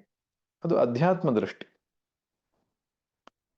ಆದರೆ ಉಪಾಸನೆಯ ದೃಷ್ಟಿಯಿಂದ ತೆಗೆದುಕೊಳ್ಳೋದಾದ್ರೆ ಧ್ಯೇಯ ವಸ್ತುವಾದ ಪರಮಾತ್ಮನಲ್ಲಿ ಮನಸ್ಸನ್ನ ಎಬ್ಸಾರ್ಬ್ ಮಾಡುವಂಥದ್ದು. ಇಂಗ್ಲಿಷ್ ಶಬ್ದಗಳು ಹೆಚ್ಚು ಅರ್ಥಪೂರ್ಣವಾಗುತ್ತೆ. ನಾನು ಯಾವುದೋ ಒಂದು ಕೆಲಸದಲ್ಲಿ ಎನ್ಗ್ರಾಸ್ ಆಗಿದ್ದೆ ಅಂತ ಹೇಳ್ತೇವೆ ನಾವು. ಎನ್ಗ್ರಾಸ್ ಆಗೋದಂದ್ರೆ ಏನು? ಮೈ ಮರೆಯುವುದು ಅಂತ ಹೇಳ್ತೇವಲ್ಲ, ಆ ಕೆಲಸದಲ್ಲಿ ಮೈ ಮರೆತು ಬಿಟ್ಟಿದ್ದೆ ಅಂತ. ಸಾಮಾನ್ಯವಾದಂತಹ ಒಂದು ಲೌಕಿಕ ಅನುಭವ ಹೇಳೋದಾದ್ರೆ, ಟಿವಿಯಲ್ಲಿ ಯಾವುದೋ ಒಂದು ಕಾರ್ಯಕ್ರಮದಲ್ಲಿ ಇಂಡಿಯಾ ಪಾಕಿಸ್ತಾನ ಮ್ಯಾಚ್ ನಡೀತಾ ಇದೆ. ಅವಾಗ ಇನ್ನೇನು ಕೊನೆಗೆ ಎಷ್ಟೋ ವಿಕೆಟ್ಗಳು, ಎಷ್ಟೋ ರನ್ಗಳು ಬೇಕಾಗಿರ್ತದೆ. ಎಷ್ಟೋ ಬಾಲ್ಗಳಿಗೆ ಎಷ್ಟೋ ರನ್ಗಳು, ಇನ್ನೇನು ಅವನು ಹೊಡಿಬೇಕು. ಆ ಸಂದರ್ಭದಲ್ಲಿ ಒಬ್ಬ ವ್ಯಕ್ತಿ ಎಷ್ಟು ಏಕಾಗ್ರವಾಗಿರ್ತಾನೆ, ಹಾಗೆ ಅಬ್ಸಾರ್ಬ್ ಆಗಿರ್ತಾನೆ ಅವನು. ನಮ್ಮ ಸ್ವಾಮೀಜಿಯೊಬ್ರು ಇನ್ನೊಂದು ದೃಷ್ಟಾಂತ ಕೊಡ್ತಿದ್ರು. ಬಯಾಪ್ಸಿ ರಿಪೋರ್ಟ್ ಓದುವಾಗ ಅವನು ಎಷ್ಟು ಅಬ್ಸಾರ್ಬ್ ಆಗಿರ್ತಾನೆ ಅಂತ. ಅಂದ್ರೆ ಅದು ಅವನ ಇರವು ಮತ್ತು ಅಳಿವಿನ ಪ್ರಶ್ನೆ ಆಗ್ತದೆ. ಆ ರಿಪೋರ್ಟ್ ಓದುವಾಗ ಮೈ ಮನಸ್ಸುಗಳೆಲ್ಲ ಆ ರಿಪೋರ್ಟ್ ಅನ್ನೇ ಕೇಳ್ತಾ ಇರುತ್ತೆ. ಹೀಗೆ ಜೀವನದಲ್ಲಿ ಎಷ್ಟೋ ದೃಷ್ಟಾಂತಗಳನ್ನು ಕೊಡ್ಬೋದು. ಒಬ್ಬರು ಮಹಾತ್ಮರು ಹೇಳ್ತಾರೆ, ಬೆಕ್ಕು ಇಲಿಯನ್ನು ಅಥವಾ ಯಾವುದೋ ಒಂದು ಹಿಡಿಯುವಾಗ ಅದರ ಚಲನೆಯನ್ನು ಗಮನಿಸಬೇಕು. ಅದಷ್ಟು ನಿಧಾನವಾಗಿ ಧ್ಯೇಯದ ಮೇಲೆ ಲಕ್ಷ್ಯ ಇಟ್ಟುಕೊಂಡು ಅದು ನೋಡ್ತಾ ಇರುತ್ತೆ ಅಂತ. ಆ ಕಡೆ ಈ ಕಡೆ ಒಂದು ಚೂರು ಹೊರಳಾಡೋದಿಲ್ಲ. ಭಗವದ್ಗೀತೆಯಲ್ಲಿ ಯಥಾ ದೀಪೋ ನಿವಾತಸ್ಥೋ ನೇಂಗತೆ ಸೋಪಮಾ ಸ್ಮೃತ. ಗಾಳಿ ಇಲ್ಲದ ಕಡೆಯಲ್ಲಿ ಹಚ್ಚಿಟ್ಟ ದೀಪದಂತೆ. ಹೀಗೆ ಒಟ್ಟಿನಲ್ಲಿ ಧ್ಯೇಯದಲ್ಲಿಯೇ ಮನಸ್ಸು ತನ್ಮಯವಾಗಿರತಕ್ಕಂಥ ಸ್ಥಿತಿಗೆ ಹೆಸರು ಯೋಗ. ಬೇರೆ ಯಾವ ಆಲೋಚನೆಗಳು ಅಲ್ಲಿ ಬರೋದಿಲ್ಲ. ತೈಲಧಾರೆಯ ಹಾಗೆ ಮನಸ್ಸು ಭಗವಂತನೆಡೆಗೆ, ಇಷ್ಟದ ಕಡೆಗೆ ಅದು ಹರಿತಾ ಇರುತ್ತೆ. ತದಾ ಅಪ್ರಮತ್ತಃ ಭವತಿ. ಆವಾಗ ಅವನು ಅಪ್ರಮತ್ತನಾಗಿರುತ್ತಾನೆ ಅಂತ. ಪ್ರಮಾದ ಅಂದ್ರೆ ತಪ್ಪುವುದು, ಜಾರುವುದು ಅಂತ ಅರ್ಥ. ಯಾವಾಗ ಮನಸ್ಸು ಸದಾ ಧ್ಯೇಯ ವಸ್ತುವಿನನ್ನೇ ಕುರಿತು ಚಿಂತಿಸ್ತಾ ಇರ್ತದೋ ಅವಾಗ ತಪ್ಪುವಿಕೆ ಕಡಿಮೆ ಆಗ್ತದೆ. ಜೀವನದ ಎಲ್ಲ ಸಂದರ್ಭಗಳಲ್ಲಿಯೂ ಅವನು ಸರಿಯಾದಂತಹ ಮಾರ್ಗದಲ್ಲಿ ನಡೀತಾನೆ. ಜೀವನದಲ್ಲಿ ಅಷ್ಟೇ ಅಲ್ಲ, ಧ್ಯಾನದ ಸಂದರ್ಭದಲ್ಲಿಯೂ ಕೂಡ ಅವನು ಲಕ್ಷ್ಯವನ್ನು ತಪ್ಪುವುದಿಲ್ಲ. ಅದಕ್ಕೆ ಅಪ್ರಮತ್ತಃ ಎಂಬುದಾಗಿ ಕರೀತಾರೆ. ಪ್ರಮಾದೋ ವೈ ಮೃತ್ಯು. ಮಹಾಭಾರತದಲ್ಲಿ ಸನತ್ ಸುಜಾತೀಯ ಎಂಬುದಾಗಿ ಒಂದು ಗ್ರಂಥ ಇದೆ. ಅದರಲ್ಲಿ ಸನತ್ ಕುಮಾರ್ ಯುಧಿಷ್ಠರ್ನಿಗೆ ಉಪದೇಶ ಮಾಡುವಾಗ ಒಂದು ಮಾತನ್ನು ಹೇಳ್ತಾರೆ, ಪ್ರಮಾದೋ ವೈ ಮೃತ್ಯು ಎಂಬುದಾಗಿ ಉಪನಿಷತ್ತಲ್ಲಿ ಹೇಳಿದೆ ಎಂಬುದಾಗಿ ಹೇಳ್ತಾರವ್ರು. ಪ್ರಮಾದೋ ವೈ ಮೃತ್ಯು, ಲಕ್ಷ್ಯವನ್ನ ತಪ್ಪೋದೇ ಮೃತ್ಯು ಅಂತ. ಅಧ್ಯಾತ್ಮ ಸಾಧನೆಯಲ್ಲಿ ಗುರಿ ನಿಚ್ಚಳವಾಗಿ ಜಾಗೃತವಾಗಿರಬೇಕು. ನಾವು ಮರೆತರೆ ಪ್ರಪಾತವೇ ಸರಿ. ಅದೇ ಪ್ರಮಾದ ಪ್ರಪಾತಕ್ಕೆ ಒಂದೇ ತೆರನಾದಂತಹ ಒಂದು ಇದಿದೆ. ಪ್ರಮಾದವಾದರೆ ಪ್ರಪಾತವೇ ಗತಿ. ಆದ್ದರಿಂದ ಗುರಿಯನ್ನ ಯಾವತ್ತೂ ಕಳೆದುಕೊಳ್ಳಬಾರದು. ಯೋಗೋ ಹಿ ಪ್ರಭವ ಅಪ್ಯಯವು. ಈ ಯೋಗದ ಸಮಸ್ಯೆ ಅಂದ್ರೆ ಚಿತ್ತೇಕಾಗ್ರತೆಯ ಸಮಸ್ಯೆ ಏನಪ್ಪಾ ಅಂದ್ರೆ ಪ್ರಭವ ಅಪ್ಯಯವು. ಅದು ಹುಟ್ಟುವಂಥದ್ದು ಮತ್ತು ನಾಶವನ್ನು ಹೊಂದುವಂಥದ್ದು. ಅಂದ್ರೆ ಚಿತ್ತೇಕಾಗ್ರತೆ ಎನ್ನುವುದು ಪ್ರಯತ್ನ ಪೂರ್ವಕವಾಗಿ ನಾವು ಗಳಿಸಿಕೊಳ್ಳೋದ್ರಿಂದ ಪ್ರಯತ್ನ ಶಿಥಿಲವಾದಾಗ ಅದು ಹೊರಟು ಹೋಗ್ತದೆ, ಚಿತ್ತ ಸಮಾಧಾನ ಹೊರಟು ಹೋಗ್ತದೆ. ಆದ್ರೆ ಅದೇ ಸಾಧನೆಯ ಅಂತಿಮ ಗುರಿ ಅಲ್ಲ. ಜಪ ಮಾಡಿ ಮಾಡಿ ಏಕಾಗ್ರವಾದಂತಹ ಮನಸ್ಸನ್ನು ಪಡೆದುಕೊಂಡು ಮನಸ್ಸಮಾಧಾನವನ್ನು ಪಡ್ಕೊಂಡ ಮೇಲೆ ಸ್ವಲ್ಪ ಹೊತ್ತು ಆದ್ಮೇಲೆ ಲೌಕಿಕ ವಿಷಯಗಳು ಬಂದಾದ್ಮೇಲೆ ಅದೆಲ್ಲ ಪ್ರಭಾವ ಹೊರಟು ಹೋಗ್ತದೆ. ಆದ್ರಿಂದ ದೀರ್ಘಕಾಲ ಸಮಾಧಿಯನ್ನು ಹೊಂದವನು ಕೂಡ ಆತ್ಮಜ್ಞಾನ ಆಗದೆ ಇದ್ರೆ ಪುನಃ ಒಂದು ಸಂಸಾರಕ್ಕೆ ತೆರಳುತ್ತಾನೆ. ಒಬ್ಬರು ಮಹಾತ್ಮರು ಒಂದು ದೃಷ್ಟಾಂತ ಕೊಡ್ತಿದ್ರು. ಒಬ್ಬ ವ್ಯಕ್ತಿ ಸಮಾಧಿ ಅಭ್ಯಾಸವನ್ನ ಮಾಡೋದ್ರಲ್ಲಿ ನಿಪುಣ. ಯಾವುದೋ ಒಂದು ಸಂದರ್ಭದಲ್ಲಿ ಸಮಾಧಿಗೆ ಹೋಗೋದಕ್ಕಿಂತ ಮುಂಚೆ ಅವನಿಗೆ ನೀರಿನ ಬಯಕೆ ಆಗಿತ್ತು, ನೀರು ಕುಡಿಬೇಕಂತ ಆಗಿತ್ತು. ಆದ್ರೆ ಅದಕ್ಕಿಂತ ಕುಡಿಯೋದಕ್ಕಿಂತ ಮುಂಚೆನೆ ಸಮಾಧಿಗೆ ಹೊರಟೋಗ್ಬಿಟ್ಟ. ಸಮಾಧಿಯಿಂದ ಎಚ್ಚೆತ್ತ ಮೇಲೆ ಫಸ್ಟ್ ಅವನ ಬಾಯಿಂದ ಬಂದ ಶಬ್ದ ಏನಪ್ಪಾ ಅಂದ್ರೆ ನೀರು ನೀರು ನೀರು ಅಂತ. ಅಂದ್ರೆ ವೃತ್ತಿ ಬೀಜ ರೂಪದಲ್ಲಿ ಅಡಕವಾಯಿತು, ಮತ್ತೆ ಪುನಃ ಹುಟ್ಟುವಾಗ ನೀರು ಬೇಕು ಅನ್ನುವ ವೃತ್ತಿಯೇ ಆರಂಭ ಆಯಿತು. ನಿದ್ರೆಯಲ್ಲೂ ಹಾಗೆ ಆಗ್ತದೆ. ನಿದ್ದೆಗೆ ಹೋಗುವುದಕ್ಕಿಂತ ಮುಂಚೆ ಯಾವ ಆಲೋಚನೆಯನ್ನು ಇಟ್ಕೊಂಡು ಹೋಗ್ತೇವೋ ಹೇಳುವಾಗಲೂ ಅದೇ ಆಲೋಚನೆಯೇ ಪ್ರಧಾನವಾಗಿ ತೋರ್ಕೊಳ್ತದೆ. ಹೀಗೆ ಸಮಾಧಿ ಅನ್ನುವಂಥದ್ದು ಇಲ್ಲಿ ಯೋಗ ಅನ್ನುವ ಶಬ್ದ ಬಳಸಿದೆ. ಯೋಗ ಅನ್ನುವಂಥದ್ದು ಪ್ರಭವ ಅಪ್ಯಯವು. ಪ್ರಭವ ಅಂದ್ರೆ ಹುಟ್ಟು, ಅಪ್ಯಯ ಅಂದ್ರೆ ನಾಶ. ಹುಟ್ಟು ನಾಶವನ್ನ ಅದು ಹೊಂದಿರತಕ್ಕಂಥದ್ದಾಗಿದೆ. ಆದ್ದರಿಂದ ನಾವು ಬಹಳ ಎಚ್ಚರವಾಗಿರಬೇಕು. ಸಾಧನೆಯಲ್ಲಿ ಯಾವ ಪ್ರಮಾದವನ್ನು ಮಾಡಬಾರದು. ಆದಷ್ಟು ಭಗವಂತನ ಚಿಂತನೆಯಲ್ಲಿಯೇ ಮನಸ್ಸನ್ನ ಇಟ್ಟಿರಬೇಕು ಎನ್ನುವಂಥದ್ದು ಮಹಾತ್ಮರ ಆಶಯವಾಗಿದೆ. ಇಷ್ಟು ಸಾಕು. ಮುಂದಿನ ತರಗತಿಯಲ್ಲಿ ಮುಂದಿನ ಮಂತ್ರ ನೋಡೋಣ. ಸರ್ವೇ ಭವಂತು ಸುಖಿನಃ, ಸರ್ವೇ ಸಂತು ನಿರಾಮಯಾಃ, ಸರ್ವೇ ಭದ್ರಾಣಿ ಪಶ್ಯಂತು, ಮಾ ಕಶ್ಚಿತ್ ದುಃಖ ಭಾಗ್ ಭವೇತ್. ಓಂ ಶಾಂತಿ ಶಾಂತಿ ಶಾಂತಿ. ನಾರಾಯಣ ನಾರಾಯಣ ನಾರಾಯಣ.